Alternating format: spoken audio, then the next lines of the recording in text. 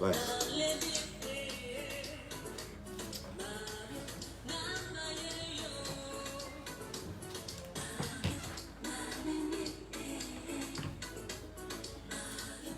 This is May week. It is May week if you like. And this is the Wednesday, April 13th edition of the OK Morning Rush. A day after April 12th. And the day before April 14th, the Rest Riot. Of course, the month of April hasn't really been good for Liberia. In the 70s and in the early 80s, a lot of historical accounts about April and some of the things that happen in this country. We should not allow ourselves to go that route anymore as a nation and people. We always talk our politics. Let's not go deep into it to the extent that we'll be desperate to revert to undemocratic means. No. We will not accept any attempt by anybody to undermine the leadership of the country in any faction that will be undemocratic. We encourage people to always take advantage of democratic processes. Good morning, friends. My name is Clarence Jackson. Welcome to the show this morning. President George Weah and the government of Liberia will dedicate the Invincible Park on this Friday. And I'm told scores of former football players will be arriving and converging on our capital. Someone was telling me last evening that Alhaji Dio of Senegal and Baby Jeb or Asamoah Gang of Ghana were already in country. I don't know how factual is it, but I'm very sure of that. Someone tells me, and you know, I know Asamoah Gang is going to use the occasion to extend an invitation to President Weah to attend his book launch, because I see him going all over Ghana talking about the book launch. Alhaji Diop, this is somebody that you wanted to see, you know, bring into spotlight most of these guys. I'm told Samuel Ito is going to fly here with a private jet. But let's also that Invincible Party. Fun too. Anyway, the U.S. State Department gets human rights report on Liberia fresh from 2021. A lot of things in those reports. We'll talk about it this morning.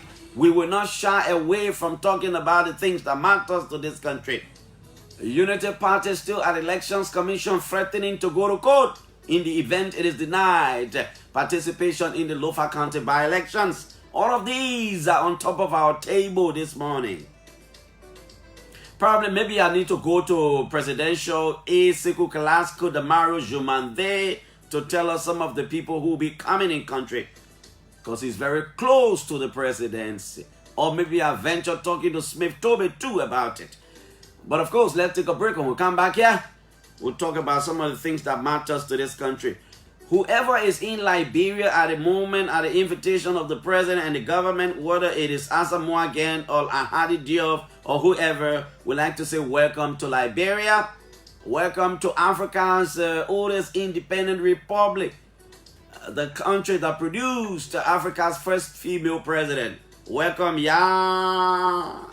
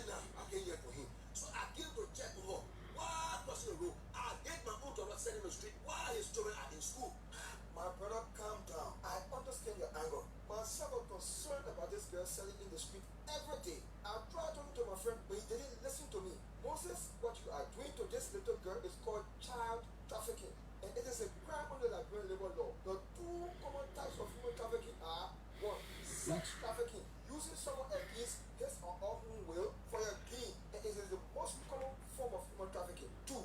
Forced labor. Like exactly what you are doing to your beast. The government of Liberia just passed a new human trafficking law, and the law is very strong. According to Section 5 of the revised trafficking law of Liberia, anyone found in human trafficking will be sentenced not less than 20 years in prison and a fine of not more than $100,000 or the equivalent in Liberian dollars. My people, I am very sorry. I want all people to say anything you don't know in order that you yeah. Forgive me for using my own daughter. Yeah. In the street, while our sisters and brothers are in school, don't carry me to the law. I will definitely put her in school. Everything I promised in the village, I will do it. My daughter, please forgive me. Call it thank you for this little education. Our people, let's stand against child trafficking. Our children are our future. Don't use them as breadwinners. This message is brought to you by YMCA Liberia with support from USAID and produced by Flomo Theatre Incorporated.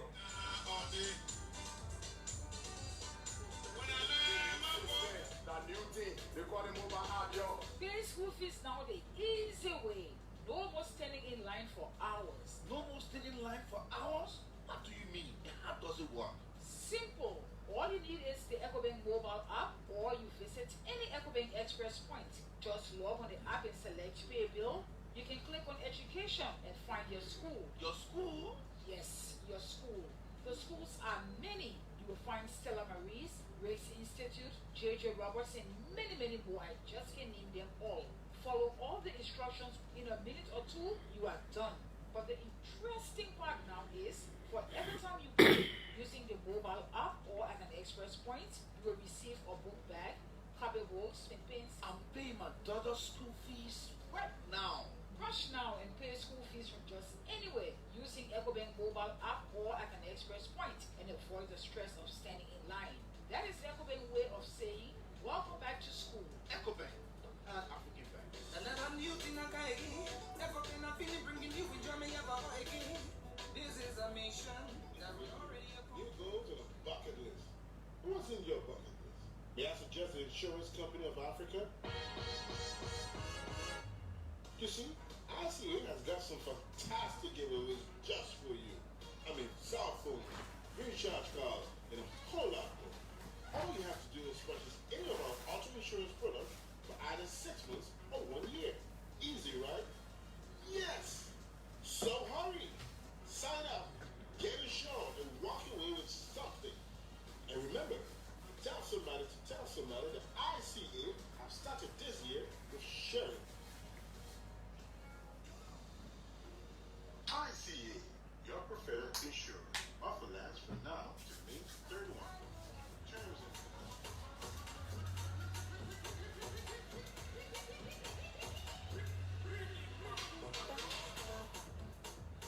DSTV say entertainment is everybody's business. Oh yes! Get the children out of your neighbor's room. Stop piling up this. Get a complete DSTV set today for just $15 and you can have over 66 channels or options right in your hand. And that's not all. You can also have free installation in and around Monrovia, plus 1 month free access subscription to watch the best of season movies, African movies, cartoons, American movies, music. You can also catch your news and even the Big Brother Naja show and etc. And you're just gonna pay $14 monthly. Now here comes the big one. Whether your warrant is stable or not, DSTV says no more worry. You can download the DSTV Now app on your phone, your tablets, and laptop. And you can continue to watch all your DSTV channels without paying additional subscription. Isn't it a good news? I think it is. Now for more information, come to call our DSTV customer service number 0777-510-753 or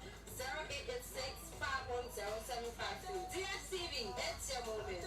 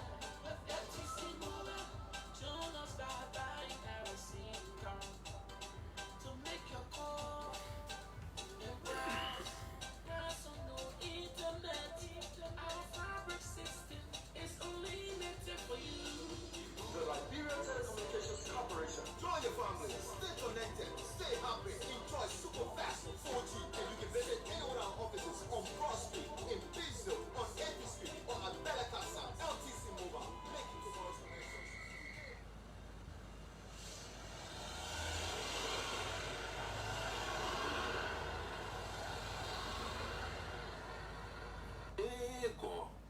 Yeah, man. This is the third time this week that my car has broken down on me. Yeah.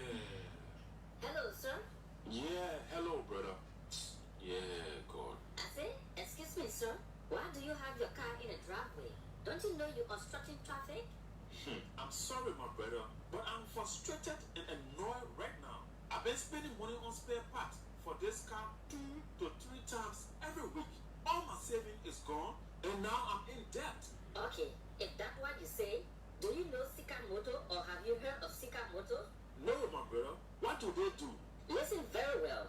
Sika Motors is the sole distributor of Toyota and Mitsubishi vehicles and Yamaha products, including motor parts, generators, outboard machines, and many more. Yeah? You say what? But I told you I wanted to buy a car. Okay, Sika Motors sells spare parts for all their brands of vehicles, motor parts, and outboard machines. And your car at Toyota? Yes, now. My car at Toyota. Their spare parts are durable, genuine, long-lasting, very affordable, and always available. Oh, for true? They are wasting my time? My man, you know I will not lie to you. Try Sika Motor and see. Thank you so much, my brother, for giving me this information about Sika Motor spare parts. They are located on the UN Drive in Sailtown, Bushrock Island. You can contact them via email on sikamarketing@cfao.com. Say no to fixed spare parts. Yes, you hear it for yourself.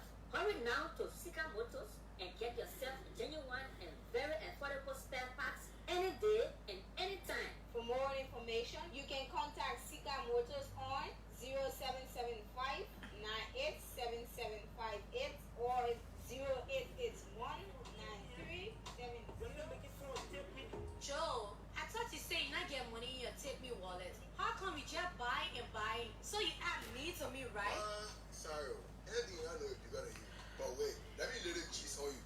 All Tipping and GD Bank customers can now link their Tipping wallet to their GD Bank account. This means no loan line business. You can move your money from your account to your Tipping wallet and also from your Tipping wallet to your account. Now I know. Show me how to do it now. I want to link my account and send money to my tipping wallet to buy airtime for my mom, LEC for our house, and call for cash delivery from Tip Me to pay my fees. No need to stress my beautiful self being in that long queue at the bank. Just go to services on the app. Click on financial institutions.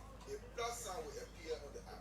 Click on it, follow the instruction, and thank me later. Sure, the A you were bluffing me with, I finished doing my own. Tip me back, they can make push and pull easy back. Yes, now you can link your Tipping wallet to your GT Bank account and also your account to your wallet. Don't worry about tapping off to perform transaction and cashing out. Just do it the Tip Me way. Tip Me, your wallet is safe.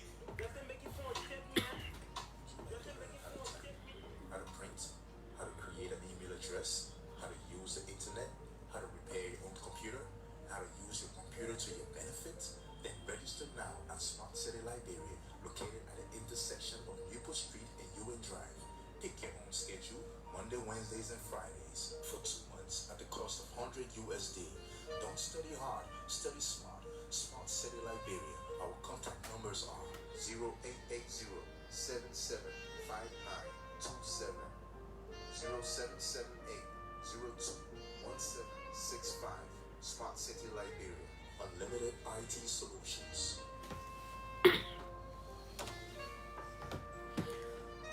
Smart City Liberia, Unlimited IT Solution. Folks, welcome back to the OK Morning Rush on 99.5. Today is Wednesday, 13th April, and the year remains 2022. We are gradually moving. Yesterday was April 12th. It brought back memories to some family people, especially some of whom parents and grandparents were executed as a result of the coup. Dr. Rachel V. Talbot Sr. posted this. He says, April 12, 2022 was appropriately observed at the tomb of President William R. Talbot Jr.'s Palm Grove Cemetery, Monrovia, with President Talbot's son, Stephen Bacolet Talbot. Yes, I know Steve exactly. Steve has a very big farm. I mean, managing his father's farm and properties in Balatwai there in Bond County. He says, we are here with Tolbo's son Steve Bacolet Tolbo, grandson Ezekiel Tolbo Norman, and precious Riley Dennis, daughter of General Charles Riley, loyal commander of the Executive Mansion Guard, who died with President Tolbo on April 12, 1980. RIP, Willie Long, that's how they used to call him. I listened to former President Charles Taylor in one of his testimonies at The Hague, told the story about how President Tolbo was killed. I also listened to former Defense Minister Austin Clark. I don't know whether he's still around. I know he's supposed to have a farm somewhere on Bongani Highway there. I also heard him tell the story, but he didn't explain, how it really happened. You could tell from him that he didn't want to go in detailing, what actually happened. And I also listened to Khan Carlo when he testified before the Truth and Reconciliation Commission. I think Khan Carlo is supposed to be one of the commissioners at the Governance Commission now. They were in jail in Pawtucket. He talks about he and Bacchus Matthew, how they were in jail, and then somebody spoke Sapo that President Tolbo was killed, and then the second time he heard was about the death of this Riley. But former President Taylor told the story about how what he heard. He said General Kuyongba told him that. Taylor told the story about what General Thomas Kuyongba told him about the death of Tolbo. Judging from all these things that happened, I know the 1983 Nima Ray, if you ever heard about it, I lost an uncle who was like everything to our family. Those of you who were very big guys, mature people in Yekepa, the grass field there in Yekepa. The guy who was managing that grass field, Raja, was our farm, was like the face of our family. He sustained bullet wounds as a result of the 1983 kind of stuff, and then he spent a lot of months in the hospital. He had to die later. I'm saying this thing to say we've gone through a lot in this country. We as a nation, we've gone through a lot, but it seems as though that there are no lessons learned. It seems as though there are no lessons learned.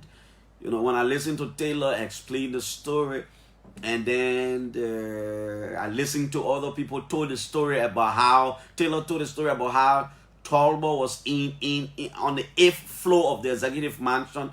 The 8th floor, Taylor says, is the residential floor of the presidency, and that when Tolbo enters, is that place. Nobody there enters easily because the whole place is like computerized and all these kinds of things. And they knock. Nobody was around.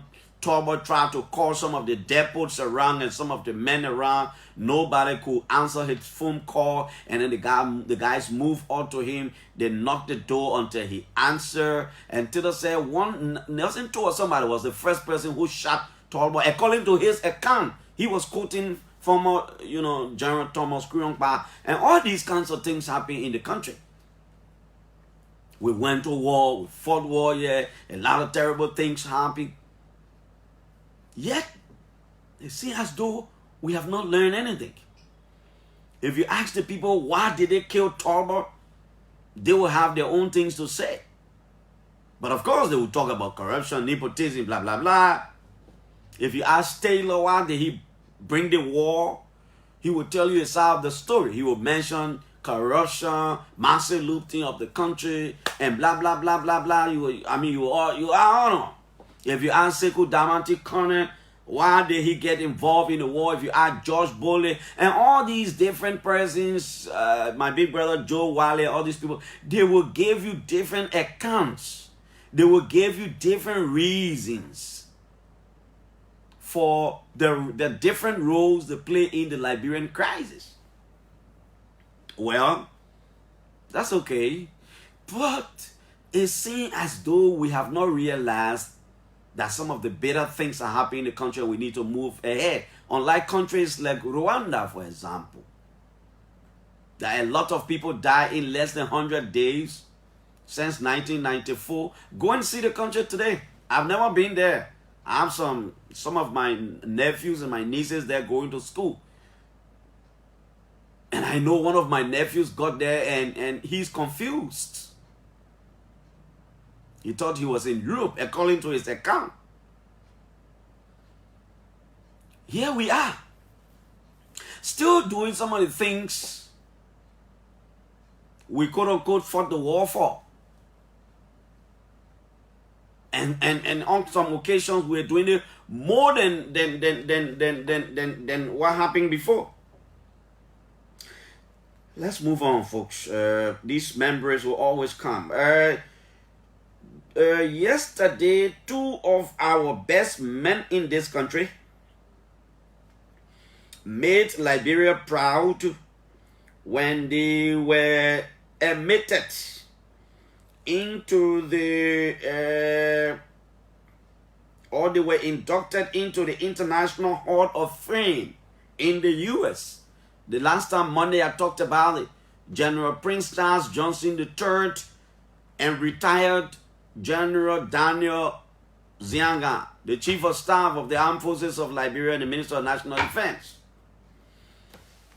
Military history would tell us that this thing has, the last time Liberia was ever admitted into the International Hall of Fame was in 1973. Military history would tell us that. The last time Liberia was ever admitted into the International Hall of Fame was in 1973 when 3 Liberians were inducted. They were Abraham C. Jackson, Henry K. Johnson, and George Toh Washington. And 49 years later, Liberia is back. Since 1973, when 3 Liberians, distinguished Liberians, Abraham Jackson, Henry Johnson, and George Toh Washington, since these people were admitted into that international institution, it is in 2022, 49 years later, that 2 distinguished Liberian 21st century military officers were inducted. For me, these men, Prince Johnson and Daniel Zianga, deserve our praise. We got to celebrate them. The U.S. Army Command and General Staff College International Hall of Fame. The 4 persons were inducted yesterday. They include Lieutenant General Martin Wannen, Commander of the Royal Netherlands Army. He was a class of 2001. Lieutenant General Carlos Alberto Tijandat Marcial, Chief of the Joint Staff of the Salvadorian Armed Forces, a class of 2005. Major General retired Daniel Zianga, Minister of National Defense of Liberia. He was class of 2011. And Major General Prince Johnson, Chief of Staff, Armed Forces of Liberia, class of 2012. So Zianga is a member of the class of 2011. Prince Johnson is a member of the class of 2012. Both of them were, and you know, I know some of their lecturers, some of their professors were around.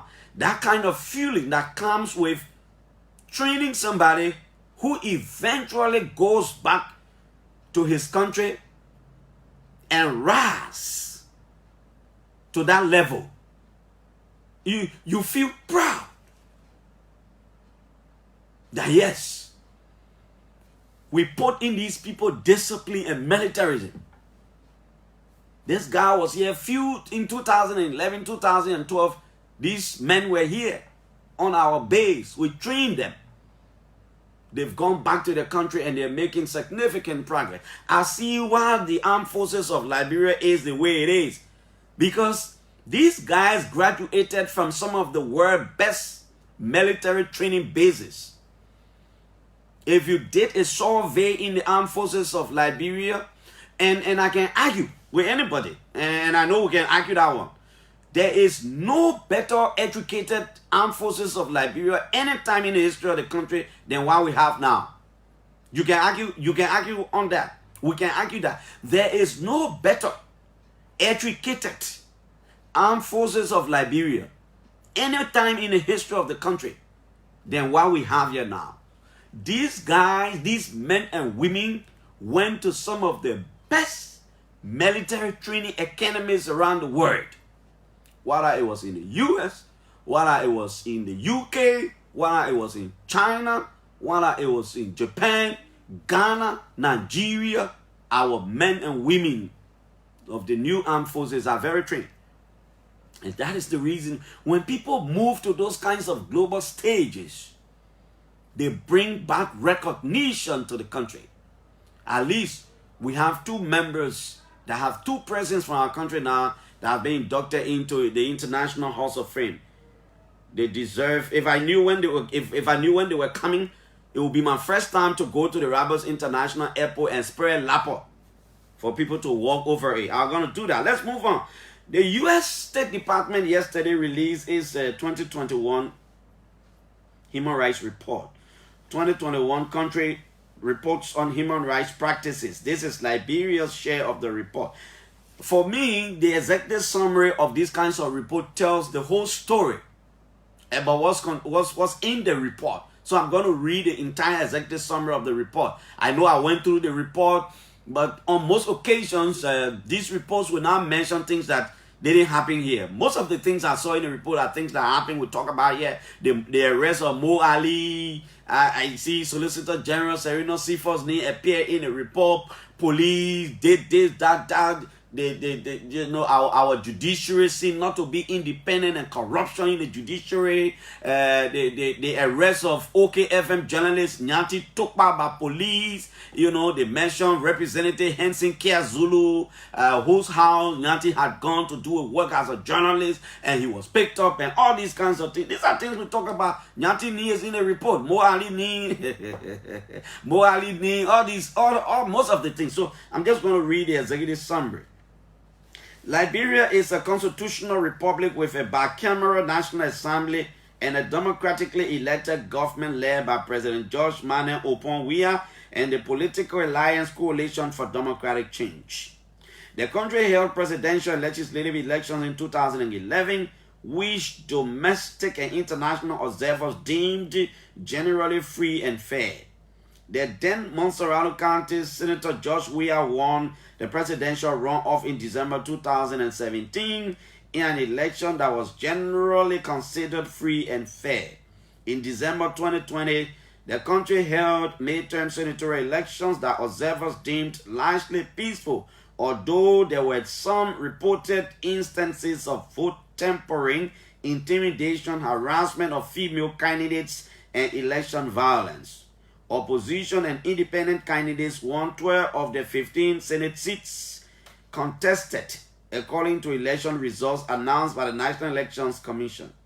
On November 16, by-elections for the House of Representatives were held in Bong, Bomi, Nimba, and Grand Jide counties to fill vacancies created after the December 2020 midterm senatorial elections. Once again, election observers deemed the proceedings largely peaceful, although there were some reported instances of vote tampering, intimidation, harassment of female candidates, and election violence. The Liberia National Police maintained internal security with assistance from the Liberia Drug Enforcement Agency and other civilian security forces. The armed forces of Liberia are responsible for external security, but also have some domestic security responsibilities if called upon. The Liberia National Police and Liberia Drug Enforcement Agency report to the Ministry of Justice, while the Armed Forces of Liberia report to the Ministry of National Defense. Civilian authorities generally maintained effective control over the security forces. There were credible reports that members of the security forces committed some abuses. Now listen to this portion of the report. And it was talking about the year in review, so that this year in review, so they were talking about 2021, that this year, you know, they release it. So 2022 will be done in 2023. That's how they do it. Significant human rights issues included credible reports, and they mentioned the word credible. Significant human rights issues included credible reports of arbitrary killings by police. Arbitrary killings by police. Cruel, inhumane, or denigrating treatment or punishment by police. Harsh and life-threatening prison conditions. Arbitrary arrests of or detention. Serious problems with the independence of the judiciary. Underscore, serious problems with the independence of the judiciary. Restrictions on freedom of the press, including violence, intimidation, and threats against journalists, resulting in self-censorship and unjustified arrest of journalists. Serious government corruption. Serious government corruption. Lack of investigation and accountability for gender-based violence, including child, early and forced marriage, and female genital mutilation / cutting, trafficking in person, crimes involving violence or threats of violence, targeting lesbian, gay, bisexual, transgender, queer, and intersex persons, the existence of use of laws criminalizing consensual same-sex sexual conduct between adults, and existence of the worst forms of child labor. Impunity continuing for individuals who committed human rights abuses, including atrocities during the two Liberian civil wars, as multiple investigative and other reports were ignored. The government made intermittent but limited attempts to investigate and prosecute officials accused of corrupt abuse or current abuses, whether in the security forces or elsewhere in the government. Impunity continues for government corruption. This report continues to mention the word impunity, impunity, impunity. It continues to flag impunity and impunity. For me, the executive summary of the report is the report. It said that when you read the report, it goes into specific issues, when it occurred, where it occurred, who committed it, who were involved. But the executive summary tells the entire story. And I took one key word from there: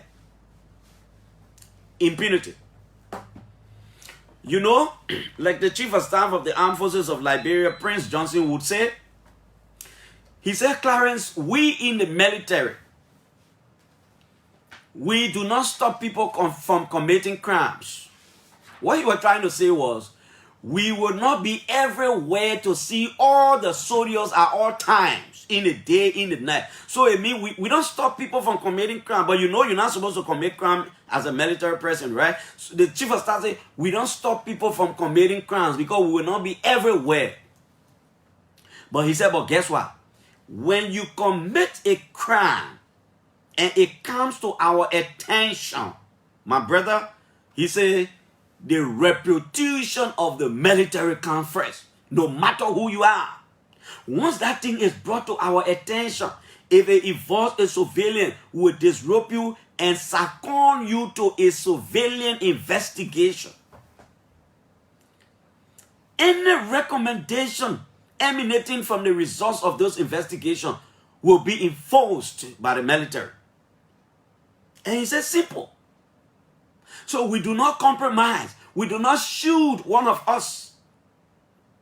Because we are not everywhere telling people, don't commit crime, don't do the one. But when it is brought to the knowledge of the high command, my brother, we will prosecute you in keeping with the law. And you heard the story when Lieutenant General Nyankun Williams was accused.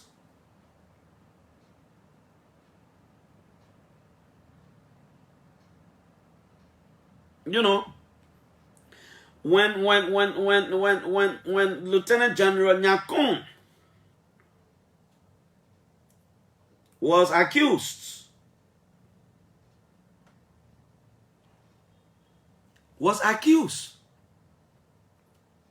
they seconded him to a surveillance investigation. They turned him over to the police. He was investigated and he was acquitted.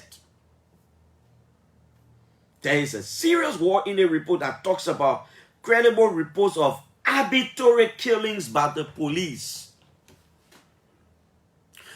The point I'm trying to say is that, and when I know people will go down for me, I read the report, but I took there because everything that is contained in the entire report can be found here in the executive summary of the report. Why am I'm saying this to say,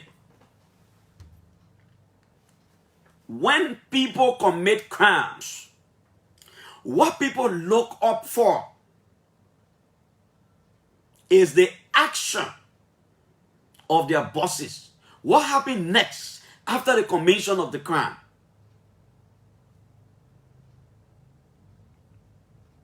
Mr. President and the government, President George Weah, you need to take this report,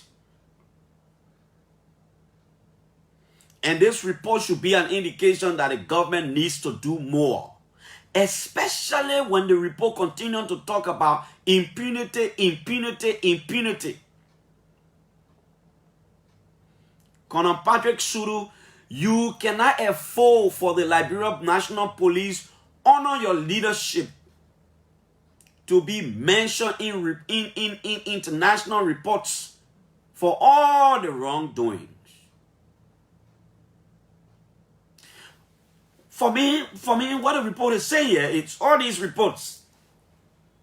The conclusion here is that people are committing crimes, people are doing things, and the government is doing just little to prosecute them.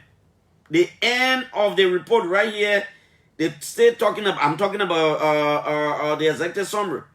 The government made intermittent but limited attempts to investigate and prosecute officials accused of current abuses, whether in the security forces or elsewhere in the government. Impunity continuum for government corruption. Impunity continuum for government corruption. What they're trying to say is that people are corrupting the system, but they are going free.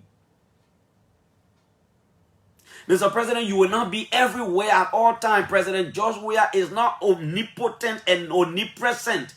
He's not God. You are not God. You will not be at everywhere at every time. However, when these things come public and to your attention, Mr. President, you must act.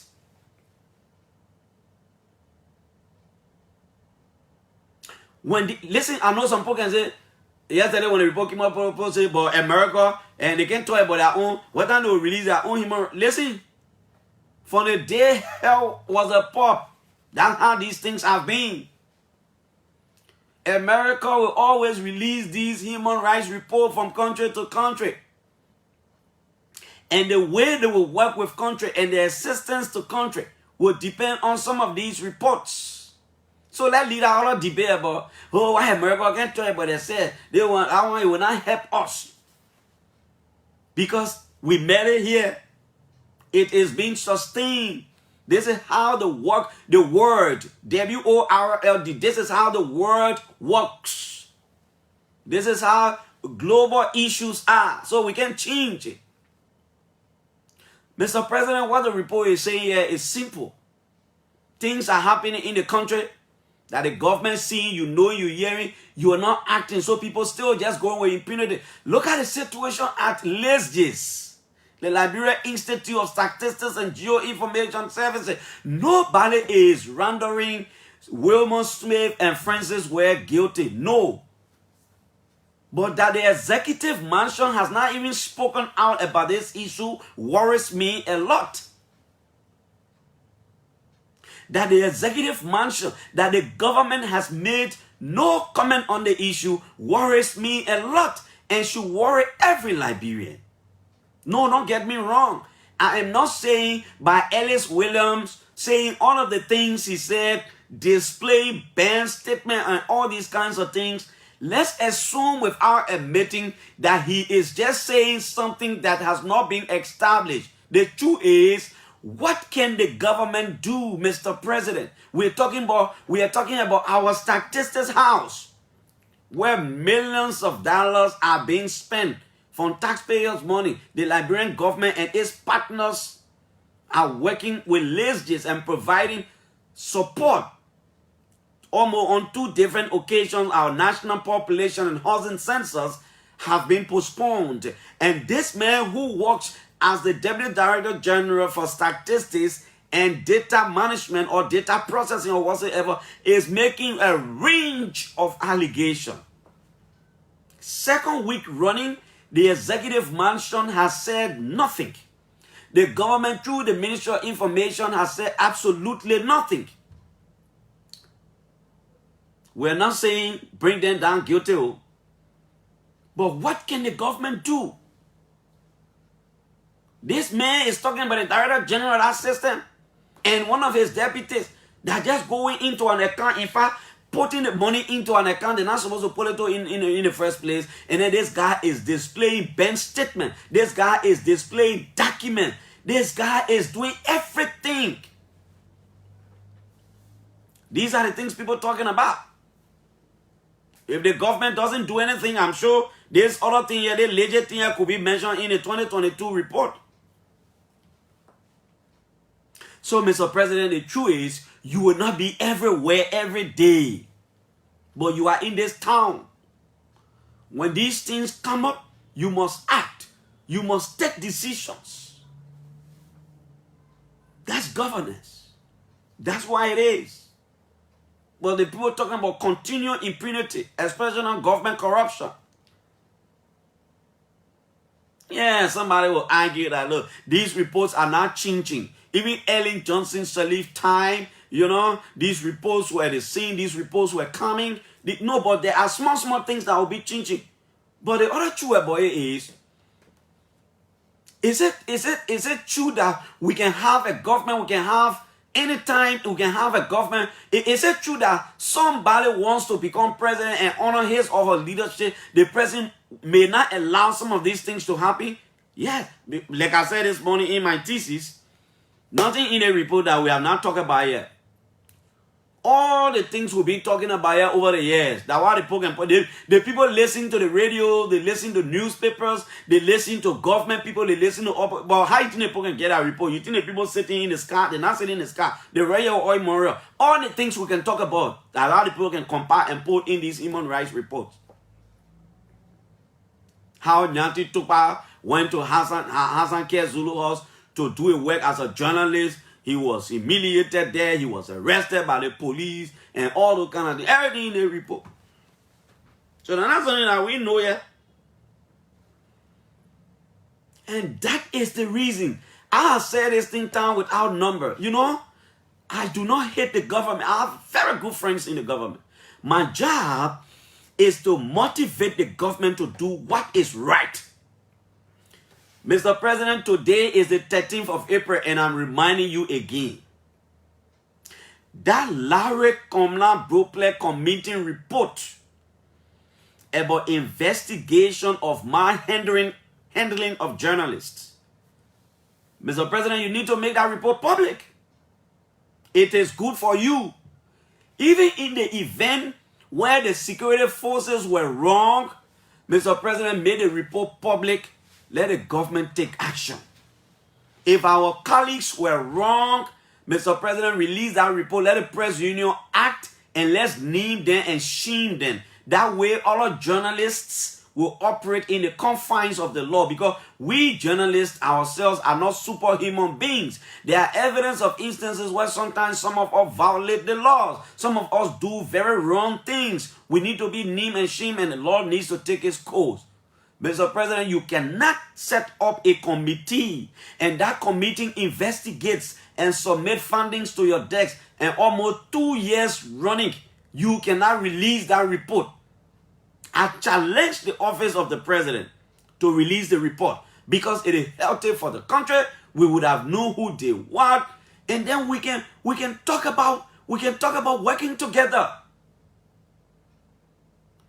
These are the things when we say, sometimes people say we don't like the government. Listen, if you love your child, every time somebody talks bad about that child, you feel it deep down to your heart. That's how some of us are. We Liberians, we love our country. We don't want every time our country name is implicated, is placed in all these human rights reports for all the wrong reasons. Yeah, one other good thing the report mentioned is that there is no political prisoner. The report is clear on that one. Kudos to the government for that one. There is no political prisoner. Kudos. Thank God for that one. Mr. President, that particular report, the Larry Bropley Committee report,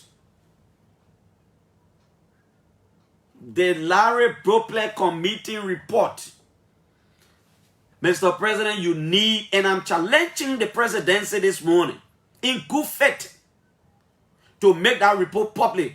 But what in a report here that you're not one made public? What in? Because, I mean, the journalists say people beat them. People took their equipment. The committee investigated. Mr. President, what in a report that we can bring to the public? Let's make this report public. This year's Human Rights Report was released on 198 countries and territories, not Liberia alone. 198 countries and territories. Mr. President, you must release that report. Mr. How do you call it, man? Mr. Legend Hu Reni, you are the Minister of Information. You are a journalist, not just a journalist. You are a media trainer. No, you are not only a media trainer. You are a university lecturer of mass communication. You must advise the president to release the report. Smith Toby, Deputy Presidential Press Secretary, you my big brother, you are my friend. You are a journalist. You know the implications. You guys must encourage the president to release that report. Isaac Solo Kelbeck, all of you must encourage the president to release the report because it is good for our country. President Weah, you don't want to go down in history for being the president under whose administration journalists complain of harassment, brutality, and attack by security forces, and then the president sets up a committee. The committee does a report and submits findings to the office of the president, and that report was never seen in the public. You don't want to be recorded in that kind of history. Probably those kind of things can come in national exams. Mr. President, I'm saying it in good faith. And God knows my heart. I'm saying it in good faith. Because it will be good for the country. That report must come public. 2 years now? No. No, Mr. President. I insist, no. You must make that report public. The Human Rights Report in Liberia is not good at all. It's not good. Colonel Patrick Suru, you must rise up to the occasion. You must go back on the police table. See it differently. Try to improve. Every time when the national the National Youth Movement for Transparent Election, NAMO, when NAMO release a report, they will be jumping, oh, NAMO report was political. Oh, you know, and NAMO report was political. The report, everything that NAMO can report is anything. The report also mentioned another good thing, that there was no disappearance of anybody on political issues. Every time NAMO release a report, the police can be the least in terms of citizens' confidence in security people. The military has always stopped. The military has always stopped. Folks, this is the OK Morning Rush. It's right here on 99.5 OK FM. So the report is up. And go on the U.S. Embassy website. Probably want to read some specific issues. But for me, I think the executive summary of the report is okay. Arbitrary arrest or detention. It talks about the Constitution, blah, blah, blah, blah, blah. The Constitution and law prohibit arbitrary arrest and detention and provide for the right of any president to challenge the lawfulness of his or her arrest or detention in court. The government did not always observe these prohibitions and rights. At the opening of the August term of court on August 9, resident judge of the 16th Judicial Circuit Court of Bapuru County, Zubala Kiasiku, cautioned law enforcement officers to adhere to the due process. Yeah, they talk about this, arrest procedures and treatment of detainees. We talk about here, all the way down here, they talk about how the Chief Justice made comment about corruption in the judiciary, arbitrary arrest. There were reports in the press that security forces and police made some arbitrary arrests. Some political parties accused the Liberian National Police of arresting opposition politicians on trumpet of charges. For example, Mo Ali, the Secretary General, blah, blah, blah, was arrested. All these things are things that we can talk about here.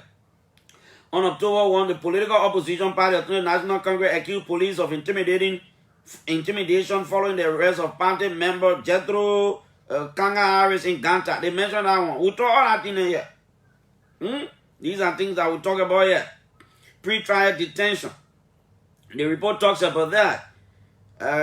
Detainees' ability to challenge, denial of fair trial. All the one. The report talk about everything. They report here enough on the sky. Political prisoners. There were no reports of political prisoners or detainees. The government scored A on the one here. President Weah, thank you. The one here is scored A. All the way people can talk here, they can say all kinds of things against the president. One day they have not arrested anybody that is currently in jail. That one there, the president has been doing well on it. Freedom of expression. Individuals could generally criticize the government publicly or privately, but government officials use civil liberty and standard laws to place limits on freedom of expression, and self-censorship was widespread. Some media outlets avoided criticizing government officials due to fears of legal sanction and potential loss of government advertising, which, according to the Press Union of Liberia, was the largest source of media revenue. Other outlets avoided addressing sensitive human rights issues such as female genital mutilation, blah, blah, blah, blah, blah. In a midterm interview following the opening of the midterm of court, Solicitor General Seaman Sereno Seaforth issued a warning against persons who made reckless statements in the name of free speech. Solicitor General Seaforth stated that he would issue an arrest order for those who abuse free speech. He made a statement following a threat by Mark Jabate, an influential leader of youths of the Mandingo ethnic group, who threatened to kill Chief Justice Francis Kokpo. And so you see, all these things, that things we talk about here. Remember that time I blasted Mark Jabate. I said that was not a good thing for him to say. Freedom of expression for members of the press and other media. Independent media were active and expressed a wide variety of views. According to the President of Liberia, civil suits or the threats there are relating to libel, slander, and defamation were sometimes used to curtail freedom of expression. You know, I say I would not have gone through the report, man. So that's it. That's it. They talk about my man, Trojan. On June 25, officers of the Liberia National Police allegedly assaulted journalist Mole Trojan Kiazulu of Fabric Radio and Hannah Getemina of the Liberian Observer newspaper while on assignment. Broadcast journalist Trojan Kiazulu was allegedly assaulted by police officers who confiscated his cell phone and blah, blah, blah, blah, blah, blah, blah. On August 2, Front Page Africa reported that the Press Union of Liberia condemned the arrest of journalist Nyanti Tokpa of our own OK-FM by Liberia National Police, allegedly on orders from Monserrado County District 17 Representative Hassan Kiazulu. Kiazulu need not go in human rights report here, my people. On July 30, the Liberia National Police arrested Tokpa while he was doing live coverage of a demonstration, for example, at the home of Representative Henson Kiazulu after the protesters blocked the main entrance to the representative's house in Burraville Township, Asa Monrovia. According to the President of Liberia, Tokpa's arrest was an attempt to censor the journalist. Police released Tokpa the same day after our pressure. You're releasing all these things. Mr. President, please. Bribery part in the judiciary part. Oh, the people highlighted it. Chief Justice Francis Kokpo. I got mail for you. Bribery in the judiciary. The people in Hadia. Oh, the report talk about the judiciary on banner. The independence of the judiciary is really questioning the report. All of you must do better. You know, it is your time as Chief Justice. It's going to be recorded. Mr. President, in the midst of everything, I encourage you to be firm, to take decisions most of the time, no matter who's involved. Like I said, when these things are done, people look up to see what will the president do. Like I'm talking about Lesjes. The guy is talking about serious money that the people get. The guy used to be taken to their own account, Mr. President. The executive mansion has said nothing. I'm trying to reach out to police spokesman Moses Carter. I see multiple, institutions quoting Police Inspector General Patrick Sudu as saying that a Lebanese person was arrested in the case involving the death of Princess Cooper. I want to reach out to Moses Carter to find out whether this is true. What's the name of the person? Is he a person of interest? Is he a suspect? What has he been telling police investigation? How come we didn't know that a Lebanese person has been arrested too, if it is true? That's why I'm trying to reach out to Moses Carter. If it is true that a Lebanese, because all the time the police being talking, I've not heard, probably maybe I missed out on that one. I've not heard that a Lebanese national was ever arrested. But I see some stations and other people quoting Patrick Sudu as confirming that yes, a Lebanese person was arrested in the situation involving the death of Princess Cooper. I hope Moses Carter can answer my call. 8:15 this morning, the national chairperson of the All Liberian Coalition Party, ACO, Ansu Dole, will be here a long time. We have now spoken about ACO and some of its political activities. And then it will take us up to 9 o'clock this morning. 9 o'clock, Nema County Representative Professor Johnson Gueglo will be here as our guest. We'll talk about, is it District Number 9 and other issues of politics to the country. So that's it. That's all I can say about the report on Liberia. We need to improve. Mr. President, you need to improve. Don't allow all these things to gradually slide away from you. Especially the issue about impunity. Many things are happening. And that's why sometimes some people can call and say, what are the president not cause peace with the country? No, I don't think so. The president needs to take action. That report, Mr. President, not all of that report. That report, that Larry Bropler committee report. Mr. President, if I were you, I would release that report. That way, we would know that the government is serious for implementation of all of the recent good things you people did. They take up, the Kamara Abdullahi, Kamara out of press freedom, that decriminalize, free speech offenses and all these kind. We will say, yeah, the government is serious. The government started a committee, the committee investigated. Here is the funding. The journalists did L, Y, and Z. The security forces did also L, Y, and Z. After the release, after the report was made public, the government called for a big conference of journalists and security people as part of efforts to cement their relationship. Then we move it somewhere. Because who told you say we press people some oil and get problems? Some of got problem. Because all of us are human beings. And that's the fact. That's the truth. I'm not coming pretend here to sit here and say journalists are superhuman beings. No. Some of us got serious problem. Oh, yes, some of us got problem. That is the reason why that report must come up. I'm trying to get to Moses Carter. I hope I could get to Carter. If I can't get to Moses Carter, I'll open the line very shortly. I really want to talk to him about, I got one other number for him. I'll try. See, I can't get it. Let me try it alone. I want to really confirm whether the police have a Lebanese person in its custody. That's what I want to find out from Moses Carter. I'm hearing the police inspector general confirm that. And so I want to speak with Moses Carter. Let him tell me whether the police actually got a Lebanese person. 1 minute, folks. I have to do something. 1 minute. 1 minute. I'm sorry. I don't like to do this, but I have it. Moses, good morning. Good morning, Clarence. Good morning. It's always a pleasure. I know I'm on the radio, by the way. Oh, absolutely, Moses. You're on the radio. How are you? Well, thank God. I'm allowed to see a little bit. You saw good football last night when Chelsea played, right? Well, when I don't got trouble. So, you know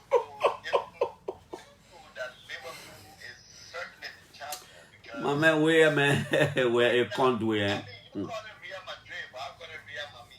Okay. When Real Mami left in the Champions League, it's a done deal. Okay. Now, Carter, since the whole Princess Cooper death and police subsequent investigation that is still continuing, have you arrested, have you invited any Lebanese national in your whole investigation? Well, we invited the entire, like I told you before, the entire occupants of the compound where the incident happened, right? Those occupants as well as people who were on duty when the incident happened. Amongst them is a Lebanese national. He's also one of the persons of interest that we are speaking with in connection to this girl's death. And he's at the police headquarters and cooperating with the investigation. Cooperating with the investigation. Right. So As a matter of fact, yesterday he was even at headquarters. what is his name? I think his name is Wazim. Is he a person of interest or what? Well, he's being treated as a person of interest for now. But like, you know, usually as we educate the public, being a person of interest does not in any way, you know, exclude you from being a suspect if probable cause is established. Okay, thank you. I just wanted to confirm that from you. Carter, thank you so much. It's important for us to let you know that, Mhm. Clarence and the listening audience, Mhm. that while we sympathize with the family of the late Princess Cooper and the family of the late Melvin Tupa, it's important for us to allow this investigation to go on, that the police will conduct this investigation, and that the family will continue to cooperate with us. Because what happened yesterday, coming on the street, creating inconveniences for others in terms of their freedom of movement is totally unacceptable. And that's one of the things that the Inspector General frowned on. What exactly did they do that warranted their arrest yesterday? Well, they have come on the streets and thereby causing, serious inconvenience for commuters. And we saw that as totally unacceptable. Did they block the roads and vehicles were not able to move or what? The road was blocked. Efforts were made to have them removed from the road. Our officer had to use, some, light force to have them removed from the road because there are others who are using the road. They have to go to other work. If not work, they have other engagements to attend to.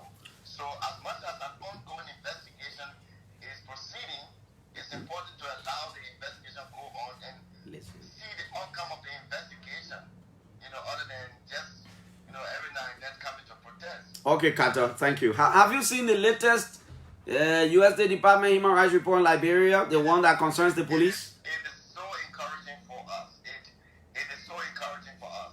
Encouraging? It is very encouraging. If you don't want to look at it step by step, we can look at it later on. You can go through it. We can talk about it. My man, I've gone through that thing. They put talking about you people did arbitrary killing and all you talking about what thing. Okay, Carter, bye-bye. We'll talk about that later. We talk about arbitrary killing. Okay. Arbitrary killing has to be specified in Chief. one context. All right, Chief. So, we score a boom back and we'll continue to do our best. Okay, Chief. Thank you. Good man, Carter, you get drafted, eh? Hey, boy, get drafted. But the police call good man. The lines are now open, folks. Hello. Good morning, Clarence. Good morning. Good morning. Well, because of where Bob Mm. well, Clarence, see, the Jacono state, that person, we are cannot be everywhere at any time, at any point in time, Clarence. But, President, we are silent and not taking action on this human right violations and rampant corruption and the serious circumstances are where the government may be operate on the international security. That's the same thing I say. Yes, President, we are need to speak out and take stance on the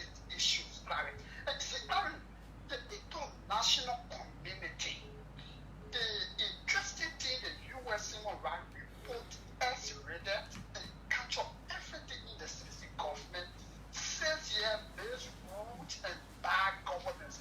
Okay, but the instant says here, you. I want to misjudgment that you don't want to report says here. Hello. Yeah, good morning, Barry. Good morning.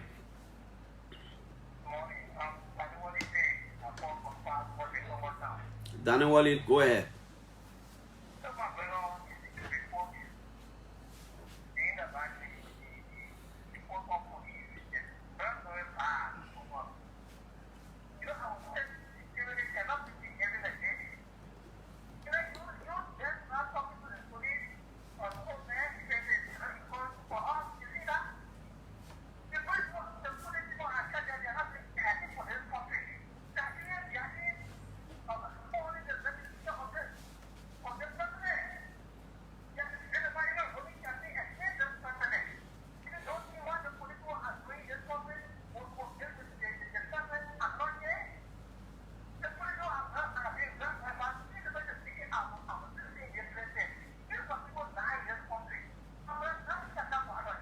Okay, brother. Thank you. Let's talk to another caller right here. Hello. Good morning. Good morning. Good morning, brother. I said good morning. How you doing? Willa Johnson. I'm okay. Johnson, let's hear you. Okay, brother, I called out to speak in relationship with the Ahmed, our chief of staff and the defense ministers who were just commissioned in the U.S. State Department. That's have been the good work of a leadership from Manasali up to one of the auspices of J. Rani Samuka. When you prepare people to be ready when the opportunity comes, they enjoy that opportunity. And that's the kind of leadership we have been yearning for and we have been looking for. So we can deliberate people and every one of us in the media say bravo to Manasali government and J. Brandon Samuka for his leadership role play over the army to train the army to prepare them for this kind of, for this kind of opportunity. Okay, Chief. Thank you, yeah. Let's go here. Hello. Good morning, CJ. Good morning, sir. My name is Christopher Yitan and I'm phoning from the borough of Newtown. Let's hear you. Thank you, Karen. Let me appreciate you for always providing brilliant platforms to also discuss issues relevant to the forward march of our country. Let me say, quite frankly, last night when I saw the US State Department report, and specifically one that has to do with Liberia, it was not encouraging at all. I don't want, sometimes I sit and wonder, as to whether the US ambassador is all for a nation, he's being political. Because if you understand, he quoted Imari Jetto, an opposition mayor who's taking protest. No. Listen. No. Don't say you come in. No, but don't misquote the ambassador. The ambassador is not quoting no Jethro. The ambassador is quoting me, but Jethro was not arrested. Listen now, but the report does not. Listen, Chief. The report does not run off Friday. The report tells you exactly what happened. The report says the man posted something and he was arrested. So is that not the truth?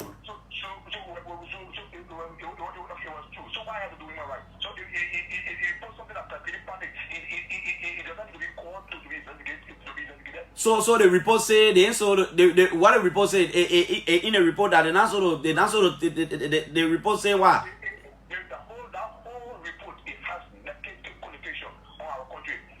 Oh, but true. Oh, but we're not. But how negative? But we're not, my man. What I want you to ask. What I want to ask you. What did the people put in our report that they ain't happy?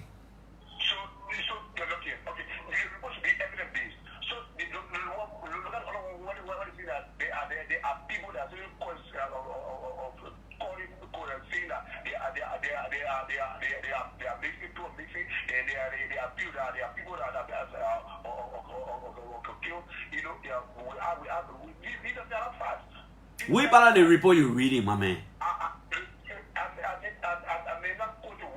No, I want because the report before me. If you supposed to just go to that portion there and go there, let's read together. The report said that information of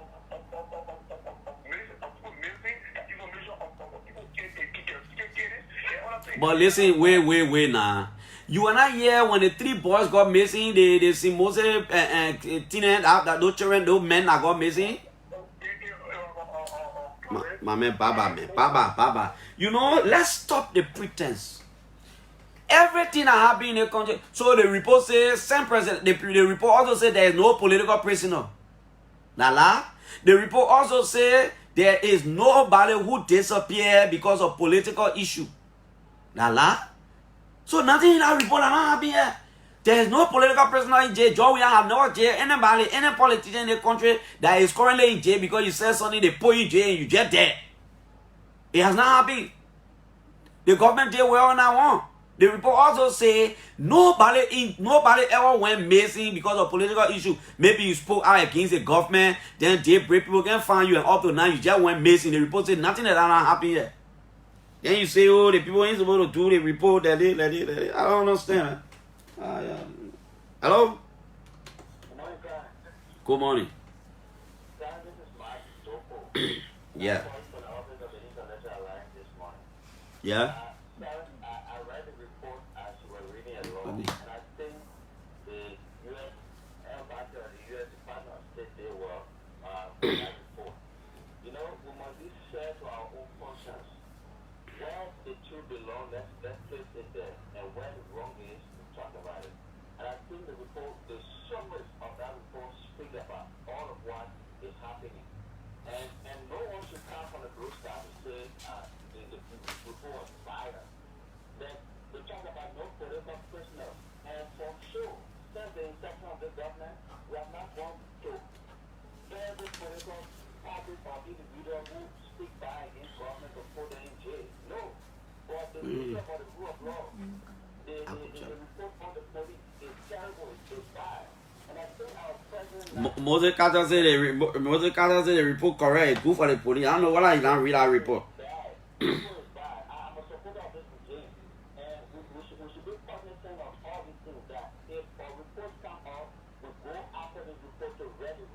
Okay, thank you. Thank you, Chief. Let's go here. The National Chairman of ACO is our guest. He will soon be walking in. Hello? Good morning. My name is Cooper Passaway, and I'm following this proposition live this morning on Discriminant 11. Yeah. Clarence, I'm so disappointed in the spokesperson, my own friend, Moses Carter. After going through the report from the beginning to the end, he came to the public saying that the police, the spokesperson of the police, saying that the police were coming.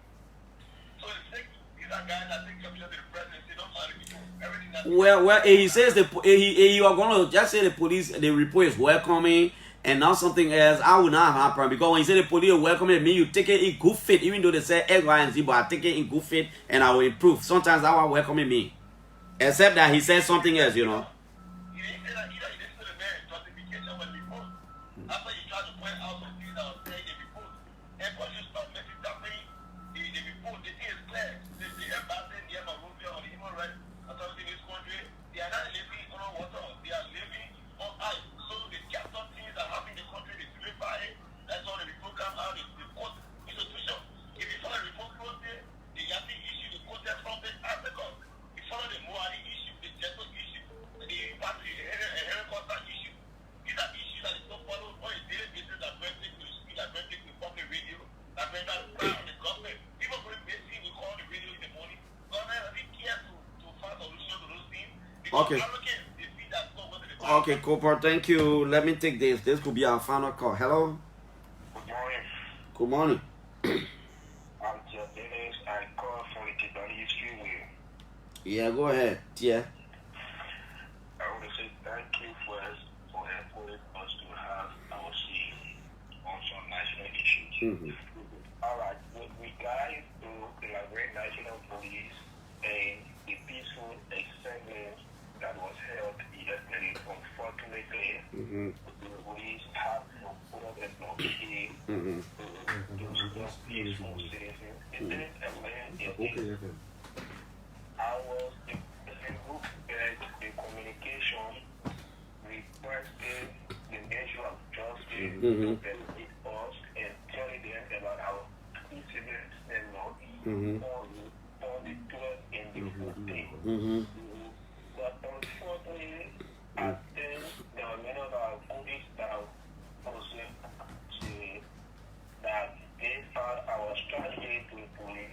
Okay. They didn't even tell the police that we were going to assemble at Speedboat and later move to ATS and assemble on a shooter for branch at the Executive National or Capitol Hill.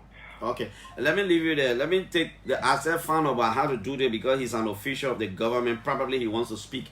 Deputy Minister Bwaka Fofana, my former friend. Yeah, hello? But yeah, Clarence, I heard you have like the U.S. Human Rights Report this morning, and I just thought to, firstly, thank you for flagging the issue and also stating that this report has been consistent for several years now. The format of it has been quite consistent. I mean, if I were to estimate, I would say probably the last 6-7 years, that has been the format of the report, basically highlighting individual rights abuses that have happened at different, institutions and functionaries of government and what have you. But I mean, it's not basically accusing the system or the state sponsor action. In fact, in some of these cases, there are specifics, when you go further down beyond the executive summary of the report, where it talks about, where in the executive summary it talks about, we talk about arbitrary killings. There are specific instances where it highlights the application of Abu Sharif. Yeah, that truck driver. Yeah. And there were action taken by the police authority. Remember, there was an autopsy that was conducted, and where it was established that the fellow died from every blow. I read all of those. And those police officers were called into court. There are other instances where actions have been taken. So, it speaks about the whole ecosystem of problem that Liberia faces. And you rightly said that there are, many countries around the world that are highlighted in this human rights report. They come up periodically, so all countries, aren't bereft of problems. Bwaka. It's not an exception. Bwaka. On an island, so there are issues, but it's not state-sponsored. Mr. Minister, you please encourage the presidency to release that report on the investigation. You encourage the president. That Larry Broplek committee report. You please encourage the president to make that report public. We beg you. I'm on my knees. I'm begging all of you. So I love to talk also. I acknowledge that. I definitely acknowledge that. But I also love to talk about other aspects of the report that was just released, the U.S. Human Rights Report. You rightly said the report thanked the government for the lack of political prisoners. There's absolutely no political prisoners. Yeah. Also talk about the fact that the government decriminalized speech offenses. Absolutely. And that nobody went mazing on political issue. Yeah. No disappearances. The report talk about internet freedom, religious freedom. So there are a number of things that are positive. That the report talk about. Yeah, absolutely. A number of things, except that on the justice and security front, the report is not too good. And that's where, and Bwaka, I think to us saying the same thing, the president, nobody should expect in a country that President George will be in everybody's bedroom. It's not possible. But sometimes when these things happen, the government action matters. That's what we look out for. Mr. Minister, maybe I need to find time to bring you on the radio. Sorry, my guest is already here. Thank you, Chief. Before I go, please, regarding corruption, you were talking about no action taken, but you remember the Andrew Wackle case? The president took action. Remember the NHA corruption case? But there are limits to what the president can do when these cases are forwarded to court. It is with the court system now, the judiciary.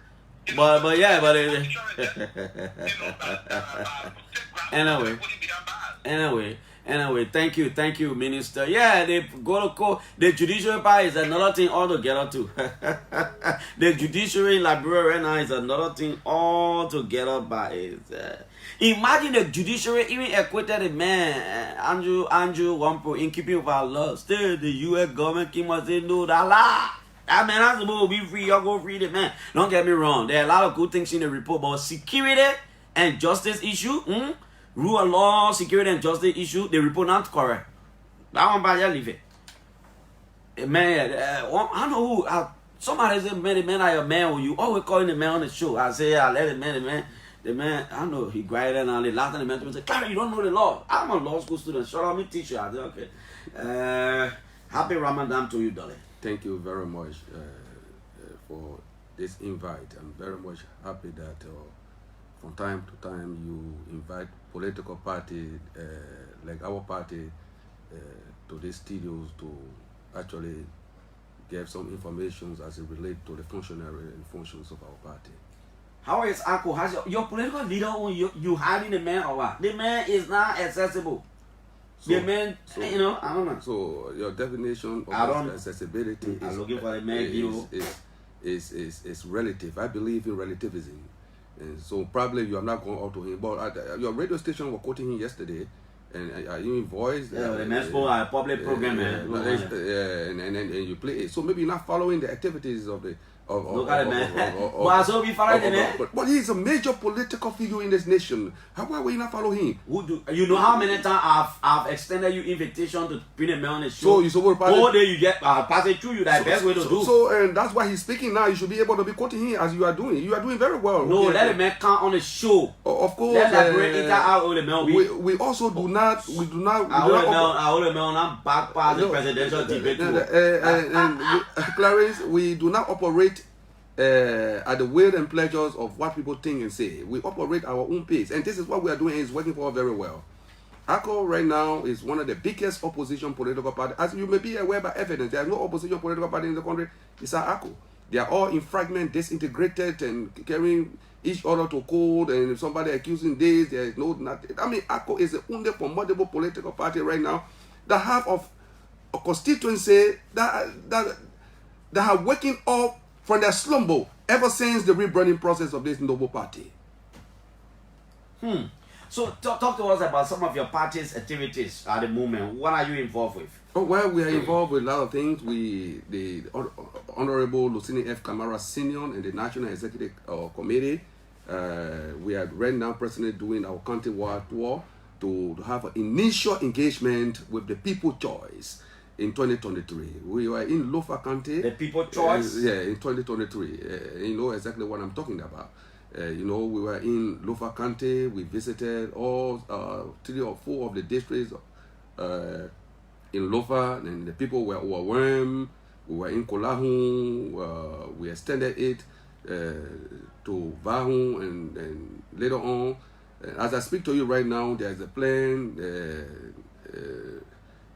trip to the western region of the country, and also that's followed by the operational offices of our parties in all of the counties. Okay. And the party manifesto will be launched very soon. It's completed by our technocrat as it relates to agriculture, education, security, peace.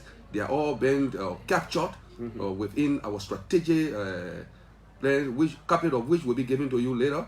So we are working very, very high and on notice by who be unscrupulous politicians who want to disintegrate our party, as been done by other political institutions in this country. So they wouldn't know what is going on.